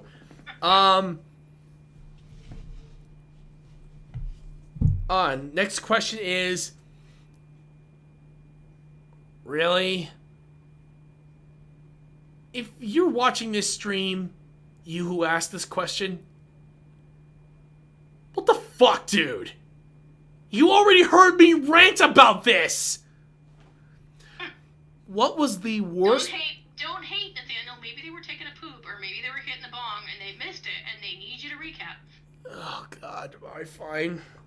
Question is, what are the worst parts of Ocarina of Time and Majora's Mask? You bastards. Alright. Time to go back to rant mode, you... Alright. Alright, for Ocarina of Time, there are several things that piss me off. But if I'm going to say the absolute worst... The owl! The Cape of Bagora Bagora! That guy sucked! Yes, but that's not the worst. The worst is the Medigoron sword. I'm not joking, that one will always still be my number 1 biggest rant about this game, and why I absolutely hate this game with a vengeance. Just forget its existence. Just forget it. I wish I could. Go for the Bigoron sword. Here's the thing though, I wish I could. But when I first played this game, I actually went through all those stages. I went through all those challenges just to get the sword. And only to find out that the thing breaks after a few hits. And then when I tried to upgrade, I'm like, okay, now it's going to be indestructible. Breaks. Because you upgrade. Ah! It takes game experience. I've now schooled you. You got to do it. Quicker playing. You got to be strong. That's the thing though. I can handle, like... rage-inducing games. You guys all know I hate Enchanted Arms, one of the worst RPGs ever made. And even that one didn't have breakable items like the Medigoron sword! I can't believe how upset you are over this breakable sword in Ocarina of Time, and that it did annoy you in Breath of the Wild, because everything is indispensable. Like, everything is breakable. You have to constantly pick up new weapons, and they'll break. Like, I hated that. That was my main complaint about that game. But Even the Master Sword, if you use it too many times, the charge wears down, and you have to wait for it to charge again. It's the Master Sword! You shouldn't have to fucking wait for it to charge back up. Okay, but here's the reason why. The weapons in that game, including the enemy weapons, because even theirs break during combat, they're all have a durability limit. That's understandable. Even the enemies have to go through that same thing. But in this game, though, there is no damn excuse. There should be no reason why the sword would break at that freaking point. No matter how much time it works. You know what? The fact that you're just this hung up on that sword, it tricked you for life, and it's going to haunt you in your dreams, and you're never, ever going to just face the fact that you should overpass this sword and go for the bigger sword and be holy and eternal and strike down everything in your path as long as you get the right sword. You just have to get over your hang-up. I'm sorry, that's all it is. True enough, but here's another reason why I also hate the sword and why it still hates me. Because at the time, I didn't even know, and I actually did this quest pretty much right near the end game. I didn't even know about the big Ron sword until my friend told me about a week later. However, you want to know the strange thing is? I used it against Ganon. What a horrible decision that was! Because it broke, I died, and I had to start all the way back from my last save point. That pissed me off more than most people could agree with. I challenged him again after I upgraded the sword, thinking it was now indestructible. It broke after 10 hits, I had to start all over again. And then... I'm so sorry, I really wish I could feel sorrier for you, but it just means you didn't pay attention, and you weren't... I'm so sorry. I'm totally willing to, I'm willing to agree with that, but still, as soon as a week later, my friend tells me, hey, did you get the big Ron sword? I looked at him, I wanted to strangle his neck for him not telling me this sooner. And yes, I went through the quest. I got the big Ron sword. I saw the amount of damage this thing did. I beat Ganon with just the big Ron sword alone. And I'm like thinking to myself, I just wasted several hours of my life dealing with this stupid fucking sword. And now I have this one that does so much more damage, doesn't break, and is not played by a complete moron who takes 7 years to build the damn thing! Well, they do actually put more emphasis on that sword that needs to be, like, it wasn't... Sure, it was strong, but it was just almost, like, cool looking. You didn't have to have it to beat the game. You could do it just as effectively with the Master Sword. So it was more like, for completion, like, I need to get the bigger sword so I have everything. Like, you could still beat it without it, so... Yeah, for me, getting the bigger Ron sword is literally going on easy mode.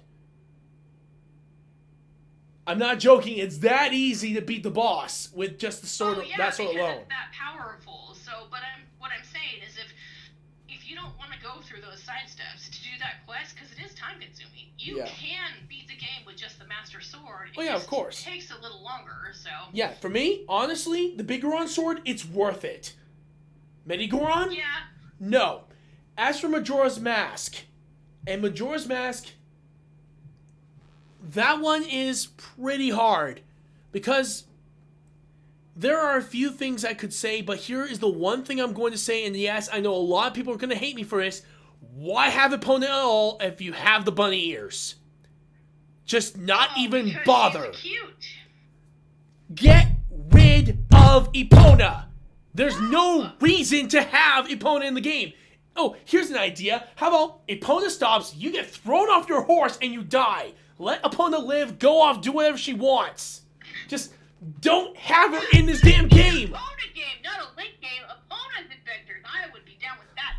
God bless it. I don't want to be rid of Epona. Like I'm saying, that's one of my fondest memories of my Grammy, is just bringing my Nintendo 64 over her house. You remember, Nathaniel? Yeah. You were right next to her. You remember her house? I would hook it up to her TV on that couch, and I would play Zelda, and she would just be like, "You're riding a horse. You're Yeah. in a video game, right? Yeah. Of course. And she was so amazed. I just wish I could show her now what we have to work with. She would be amazed. Oh, she would. Oh, And she would be used to tell amazed. me Yeah. I should do stuff with video games for a living. I was like, oh, you're so cute. I'd rather follow in healthcare like you are. So that's what I did. I'm in healthcare and I'm happy. So Nice. Yeah. But here's the thing, though. Epona in Ocarina of Time is amazing. Don't get rid of her. In Majora's Mask, why have her at all? Because she's nostalgic. I don't care about nostalgia. I care about efficiency. Okay, I waited for this second game, and it wasn't the same, but I was so glad for Epona. At least Epona was there. I could see you yelling, Nathaniel. I'm gonna talk over you. You don't dare talk over me. Okay. Alright, but here's the thing. Epona at the start, yes, it's totally understandable. Having Epona there is nice. But then when I suddenly got the bunny ears and I moved much faster than Epona ever could ride, I'm like, what was the fucking point? You're supposed to enjoy the experience of riding a horse through a video game, Nathaniel. I haven't ridden a horse in real life. I have to do it through a video game. This is how I make myself happy. But if you want to do that, then play Twilight Princess. At least Epona is more useful in that game, especially since you can sword fight. I hate that game. I hate the wagon chase with the fire. That's why I won't replay that game.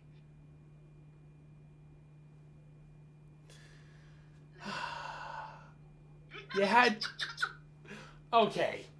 Oh my god, the lag is actually phenomenal for your facial expressions and the way you're upset with me. I say stuff, and your reaction, you're like, I live to make you angry. This is what you asked to be on here for. Jeez. Oh, Lord. This is the reason...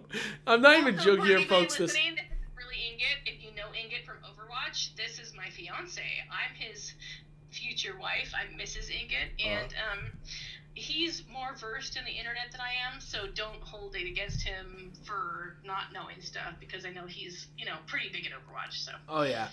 I'm pretty okay at Overwatch in that case. Alright, now let's find out what my third question is. You people just want to watch me suffer, don't you? Yes, of course, that's what I live for.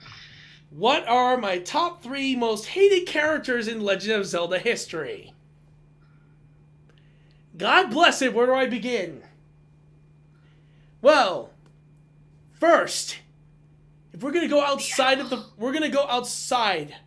the franchise here, even though I know a lot of people are saying, are you gonna say Fi or Navi or the owl creature from Ocarina of Time? Yes, or the Happy Mask Salesman, or just whatever, I'm going to straight up say it, no. Nothing compares to possibly 3 of the absolute worst Legend of Zelda games of all time, and I'm so grateful that they are nothing more than just a simple...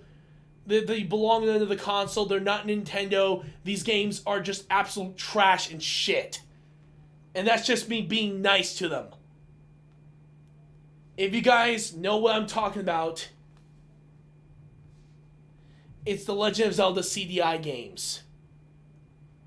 Zelda's Adventure, Link, The Faces of Evil, and Zelda Wand of Gamelon.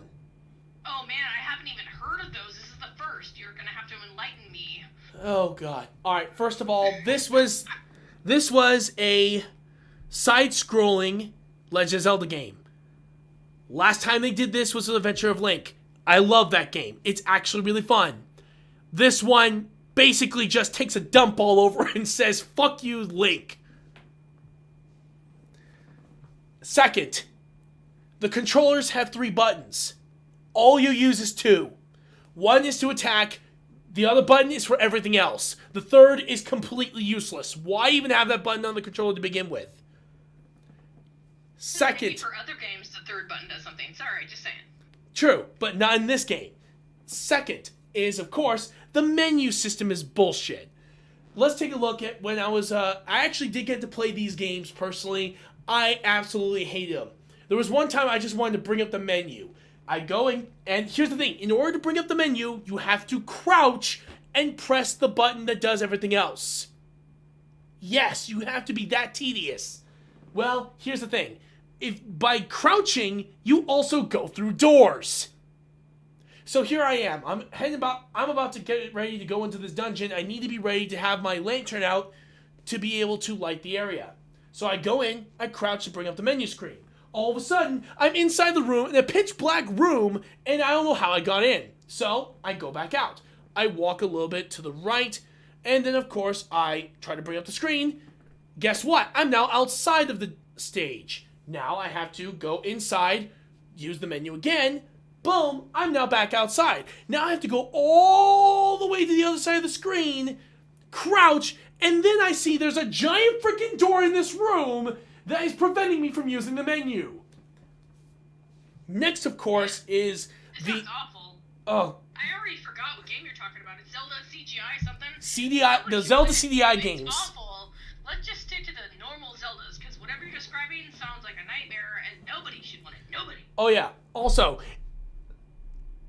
there are animated cutscenes that are fully voice acted. The voice acting is absolute fuckery. Why? They even gave Link a voice. You need good voices to make anything. Yeah, here's the We thing. learned nothing. Borderlands. Borderlands has great voice acting. I want everybody to follow Borderlands. It's really good. Also, here's another thing. Link has a voice in here. He's more annoying than the cartoon Link from the Legend of Zelda cartoon show. Oh man, More that's a good show. I'm so Annoying! And then we get to the horrible animations that make you want to wet yourself for how terrifying they are. The boss fight against... myself over animations, only good ones. True. Here's the next thing. The boss fights against Ganon. All you have to do, throw the item at him. He's done. That's it. One hit. Game over. Like, why? You're not even giving any challenging boss fights, you fucking piece of shit of a game. The items. Another thing. The items are useless. Oh, here's another thing. You have to pick up rupees instead of just walking over them like you usually do in every other Zelda game. You have to crouch, press the attack button. You now pick up the item, or the rupee, or the bomb, or anything else. In order to talk to NPCs, you have to stab them in the ass. Why?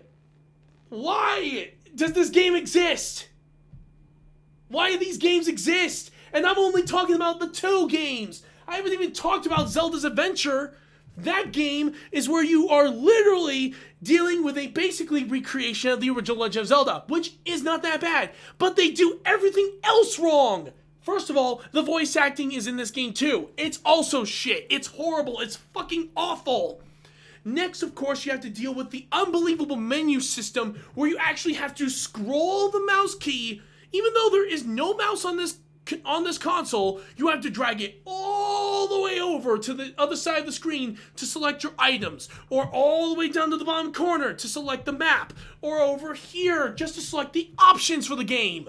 Then you have to deal with the unbelievable, absolute, messed up map system where you don't even know where the hell you're going most of the time. The dungeons are absolute fuckery that you just can't seem to figure out where to go. And finally, just to top it all off, all the items in this game are almost completely useless and only work for only one particular spot. Why even have the items at all? It's almost like in the other 2 CDI games I mentioned. There are literal fireballs and snowballs you have to acquire just to defeat certain enemies. Why don't you just use your sword? Why can't you just kill them that way? It seems like those types of enemies get killed by the sword anyway in other games. So why do you have to have these specific items? Which means that means even more inventory management than you're usually dealing with. Not to mention, you spend more rupees in those games than you ever did in any of the others. And remember when I said about useless quests in the Ocarina of Time and Majora's Mask? These games are worse! The quests are so damn useless, why even bother having them at all? This is one of the reasons why I love games like freaking Chrono Trigger, Legend of Zelda: Link to the Past. And yes, I'm even going to give credit to Ocarina of Time and Majora's Mask. Even some of their useless quests weren't awful. They were still fun and learned about the game. but the ones in these 3 games alone are not even worth the damn. Each and every single one of the quests just wastes your fucking time until finally you reach the end boss, which is nothing more than an entire disappointment, until finally you see a horrible cutscene and the game ends.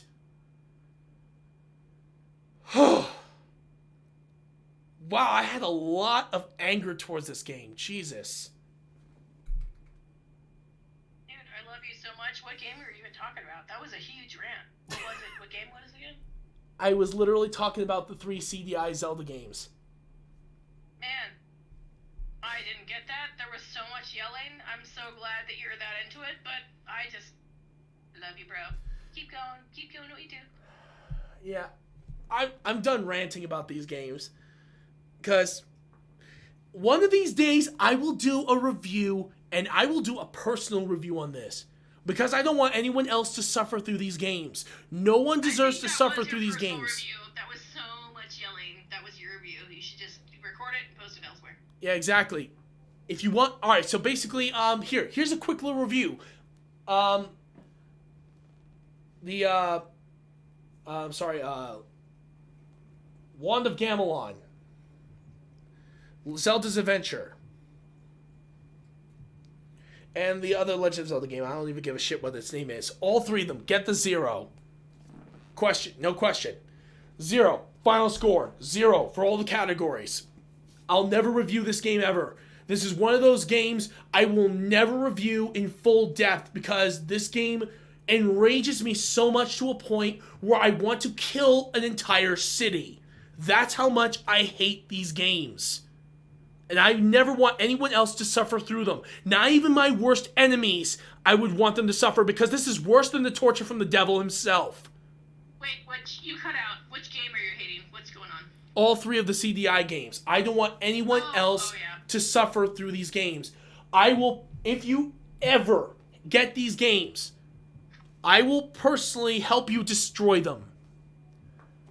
But yeah, and here's the thing, I have a list of 10 games and 10 movies I will never review on this channel for 3 reasons. 1, they are the worst things in existence. They're an insult to humanity, and above all else, they will waste your life. You sound like that guy from Taken making his demands about his daughters, like, Yeah. It's because, basically, I'm Liam Neeson, and these games are my enemies. I will hunt them down. I will find them, and I will kill them. Kill you! It's like, seriously, the fuck? But yeah, if we are going to push those games aside, there are only 3 characters I think I hate, or not really hate, more like think they're the most annoying things in the world. Navi is definitely, unfortunately, one of them. I've had to deal with that little turd for quite a while, and unfortunately, and like I said, Navi's brother, same reason. They're both annoying guides. I don't know about, she doesn't have any brothers. Navi's on her own. It's Tattle and Tail that are related, and you're just showing your youth that you don't know the difference. So, I love Navi. Still, Sorry. I still think that those 2 are absolutely useless. Don't even know why they're in the game. They're almost as bad as Oma Chow from Sonic the Hedgehog. And finally, we have... Wait, whoa. Hold on. Are you talking about Sonic the Hedgehog? Oma Chow. You know the guiding Chow you have to deal with in Sonic Heroes and Sonic Adventure? Oh, I love the little Chows. They're so cute. No, I'm fine with the Chows. It's Oma Chow I hate. Oh, I might not be familiar with him, so... Trust me, you don't... Yeah, if you're in Sonic Heroes, you have to deal with that stupid guide. I'd rather see him burn in hell for all eternity. But... Burn in hell, Oma Chow! Yeah, basically, yeah. But when it comes down to my 3rd character, I actually am going to say the Happy Mask Salesman was pretty annoying. Mainly for how annoying he sounded. I don't know why, I just don't really like his voice. But, yeah. And finally, we have a group question, or in this basically a question for you and me, Ingot. what are your top 3 favorite video game villains? Oh, that's a hard one. Well, that's really hard, yeah. Okay, so I actually love Handsome Jack from Borderlands. I'm with you on that one. He is like so hateable and lovable. Like you want to hate him, but he says stuff that makes me laugh so hard. I still love him. So he's probably my number 1 for game villains. Now I'll think for a couple minutes if you want to think of someone. Let me think about it. Well, for me, it's definitely Handsome Jack again for me on my list because Handsome Jack. For one thing, Handsome Jack, if you play the pre-sequel, you see how he became just this downright insane. Oh, he actually was someone who could have been the hero of the story, but instead was betrayed. He started out good, and then you can see. He got betrayed by the very characters you work with in Borderlands 2 and 1. Yeah, that's hard to see. So that's harsh. You first see him do his first evil act, and I was listening. I was like, "Oh my God, did Jack just do that? What the hell? I thought he was a good guy." So that was hard for me. I feel like he's number 1 just because he surprised me because I thought he was going to be good, and he is kind of an asshole. So. Yeah, for me, I think this is one of those villains that honestly deserves a lot of credit for this one. If I'm going to say my absolute second favorite, and this is really hard, so yeah, Handsome Jack is going to be number 3 on my list. Second is really hard because there's a lot of amazing villains throughout video game history. And if I'm going to say for all the video game villains I've played against over the years of my career, and trust me, if you guys know how much that is, in a couple of days, it's going to be a full year since I started my Twitch channel. Congrats! Yeah. For that one, I'm going to have to say Lavos from Chrono Trigger.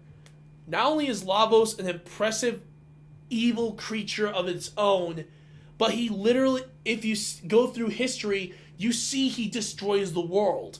He ruins history just by being around. And not only that, his boss fight is one of the most intelligent boss fights I've ever had to deal with. You really had to know how his patterns work with some of his abilities, how, of course, you have to target certain areas if you want to be able to get rid of some abilities, such as one part that is able to heal him, but there's one that helps block magical attacks, that sort of stuff. So it made his boss fights a lot more interesting. And not to mention, the 3 stages kind of reminds me of the battle with Frieza, but that's also because the art design was done by Akira Toriyama, so it's no real surprise there. He's the father of Dragon Ball Z, for God's sake. And for my number 1, it has to be Kefka from Final Fantasy VI. Kefka is a better villain than Sephiroth. Fight me. I will fight anyone who says otherwise. And there's a few reasons for it. 1, he's one of the few, if not the only, video game villain that succeeds in his plans. He destroys the world, brings despair upon the people. He ruins everyone's lives, and that's all he needs to be satisfied with. Second is that he starts out as a lackey for the Emperor before he rises through the ranks, then betrays the original villain of the game, takes over the villain position, and destroys everything just despite of that. And not to mention, I love his personality and his thought process of all things, because in his mind, no one is worthy of happiness. No one deserves happiness. No one deserves any hope. It's because in reality, despair is all you'll ever get and all you'll ever deserve. Whether you do kind acts for your whole life, despair will always be the end goal, the end result. And that's basically what he's trying to do. Hell, when the main characters try to say that friendship and love will unite them all, he literally calls them out and says, "You guys sound like a self-help book." If that tells you anything, shows you what's going on in his head. And not to mention, he still wins in the end. The world's destroyed. There's nothing that the heroes can really do except try to rebuild what he destroyed. And that's why he's my number 1 favorite villain of all time. So what about you, Ingot? What are your remaining 2? I'm so sorry. Can you recap for me? What are we doing right now? I got distracted. Oh, no worries. We're still talking about our top 3 favorite villains. You already said Handsome Jack is number 1 for you. God. Now I have to find 2 more? This is hard. Is it just over video games or Just- for all time? Because, We're just mainly doing video games. This is the question. man, this is hard. Just because I played a lot of games, there wasn't, like, a clear villain in sight that I loved. So, okay, so... okay, just saying, favorite game I love. I love The Witcher 3. And I guess they're working against the Emperor or Ciri's uncle or something. Like, I feel like that's a villain to work toward. He is kind of a figurehead and nothing as far as I'm concerned, but I love the gameplay, so I like that they think he's evil enough to keep going, and The Witcher 3 is one of my all-time favorite games, so, okay, that might be my second one. Now let me think about a third one. Oh, my God! What's the kitty's name? Oh, this is Tazzy. I love Tazzy. She's beautiful. I miss my shadow. Aw. I let my shadow go. It's been 3 months now, and I miss her. But I love Black Kitty so much. I love you, Tazzy. You that, sweetie? Sorry, guys. I'm a cat lover. I'm a cat enthusiast. If you hate me, I'm sorry to ruin his stream. But... No worries. Everyone loves Tazzy in this stream. Villain, God, villains are crazy. Now I'm stuck between villains of video games and like real life, and like well, not real life, but like movies and And okay, keep going. Do you have more villains? Let me I see. Think about my third one. Okay, if I were to name off my number 4 favorite villain of all time, and we're gonna go with classics here, we're gonna go with Bowser, mainly because I do like how comedic he is as a villain, but also shows so much passion in what he does, and that's very rare for most villains of that time. And I think, in my personal opinion, for number 5 for villains, it's actually going to be the I'm trying to think. It's the Templars from the Assassin's Creed series. Because a lot of the villains in the stories of the Assassin's Creed games, most of them, if not almost all of them, are based off real-life people who actually were basically giant grade A assholes in real life. It's actually pretty interesting how insanely accurate they can get to some of these characters. It's actually kind of amazing. But yeah, the Templars in their entirety is pretty freaking cool. But if I'm going to choose one villain of the entire Assassin's Creed franchise, I think it would be mainly the Borgias. Mainly Cesare and Rodrigo Borgia.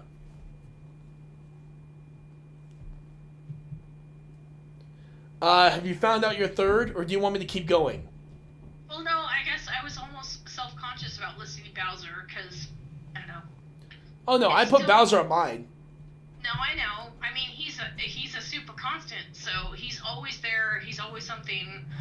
Right now, I'm thinking about I'm playing Paper Mario on Switch, and I'm not sure what's going on, but I'm super excited. So I feel like Bowser is also a villain that has like lasted through the years and in different forms too, because I feel like he started out as kind of a Koopa and then made his way into a Bowser, and now we know Bowser and Koopa as different things, but I don't know, I feel like he's gotta be an ultimate like bad guy that I respect because he's one of the first. So yeah, actually, for those of you guys who don't know, Bowser's original name was King Koopa before he eventually became Bowser. Way to go, knowing that super knowledge. I'm glad you know it. Yeah, like it's almost like Princess Toadstool is now Princess Peach now. Yeah, they upgraded her. She was always just the princess, and then eventually it was Princess Toadstool, and then it migrated to Peach, so... Yeah. Now she has an official name, which is awesome, but I still remember her as just the princess back in the day. Yep. And, but yeah. If you guys want more details on that, check out our review of Super Mario Brothers 1, 2, and 3, which I did with a few of my friends on that particular review. I'm sorry, it was actually, it was me, Ozenstring, Ryguy, as well as Ultagog, and, Ryguy and Master Chief 2011. We did a review of all 3 of those games, and, actually, no, it was me, Phoenix Fire, Oz and String, and Master Chief 2011. We're the ones who did that particular review of the original Super Mario games and just how it changed the face of gaming in a way.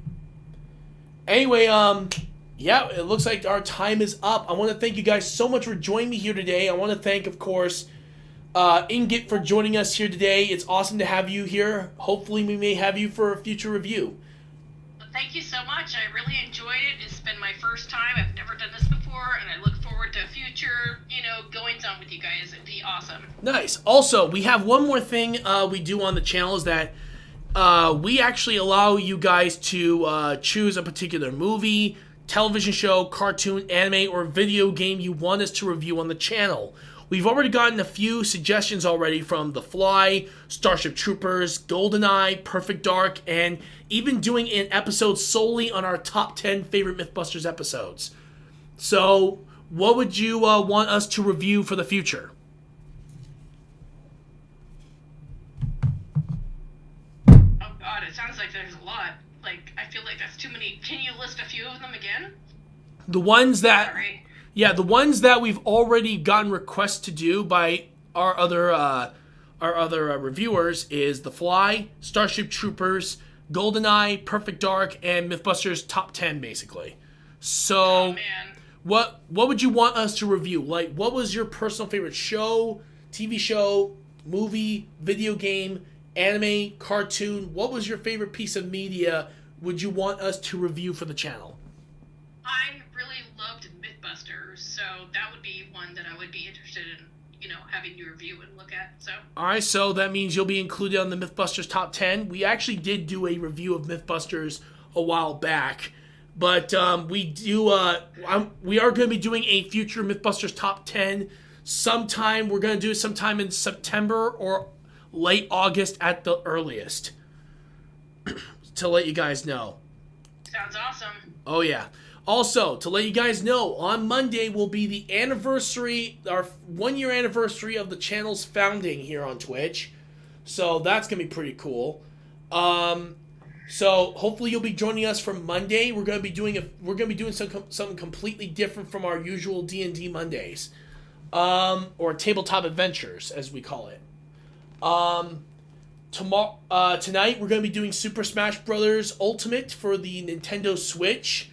So if you guys want to join us for that one, you guys can. I'm going to be trying to continue on the Gauntlet, where I'll be taking on all of the characters in Smash Bros.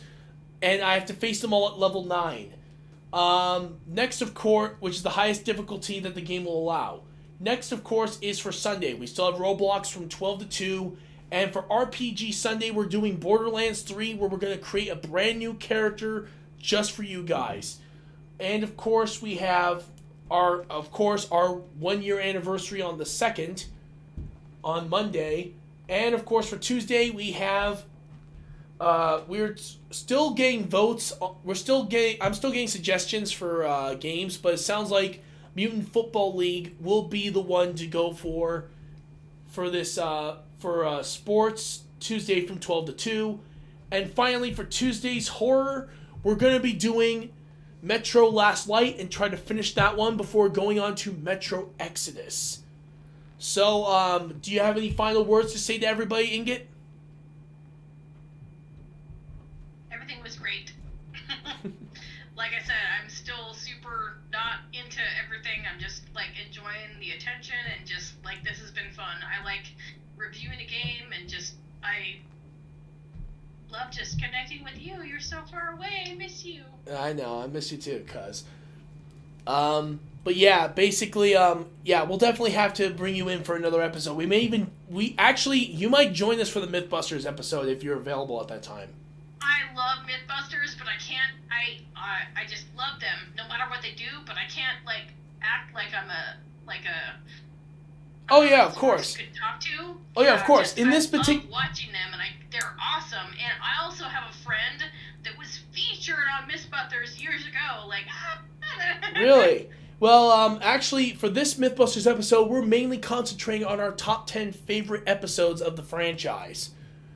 So all you have to do is just, if you want to watch Mythbusters and list off your top 10 and talk about why you love them, that's what we're going to be doing for that particular episode. Sounds awesome. All right. Sounds like we got Ingot joining us for that episode. So, I want to thank you all so much for joining me. I want to thank Ingot so much for joining me here today for the Legend of Zelda review. I know we were supposed to have a couple of other reviewers, but one of them, unfortunately, was unable to join us due to family health issues, unfortunately. So, again, say your prayers for them. He really deserves it, honestly. And, of course, the other one is that he's been busy for the last few weeks, so we were unable to have him join us. All right.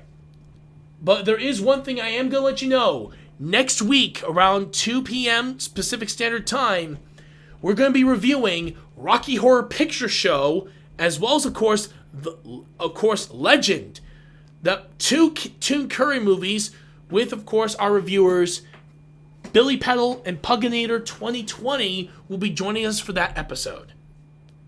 And I will definitely be there for Rocky Horror Picture, because that is one of Brandy's family's favorites, and he's been putting it down my throat, and I need to be more into the family Rocky Horror Picture Show, and I am more than willing to join if you're welcome to have me, so. Of course, that'd be great. All right, so we have Ingot for next week's review. I'm actually really excited because I actually have never watched Rocky Horror Picture Show, but I've heard so many references of this movie. Man, it's unbelievable. you're in for such a treat. Also, I've never seen Legend before. That's another movie I've never watched before. I am intending to watch that movie as well. Oh my god! Oh, Kate, Nathaniel. Oh, forgive me. That's one of my all-time favorites. That's what I know Tim Curry for. Not Rocky Horror Picture. Legend. He's evil and he's amazing. And Tom Cruise and oh my god, unicorns and fairies. Okay, I gotta watch it now. So I have to watch these movies if I want to review them properly. Watch it, or I will disown you forever. I love you still, but I'll disown you. Ouch! Alright, so basically now I have a lot of homework to do for this particular review. Anyway, I hope you all have an amazing day. I'll see you all next time. And this is Mr. Retroactive signing out. I hope you all have an amazing day. Catch you later.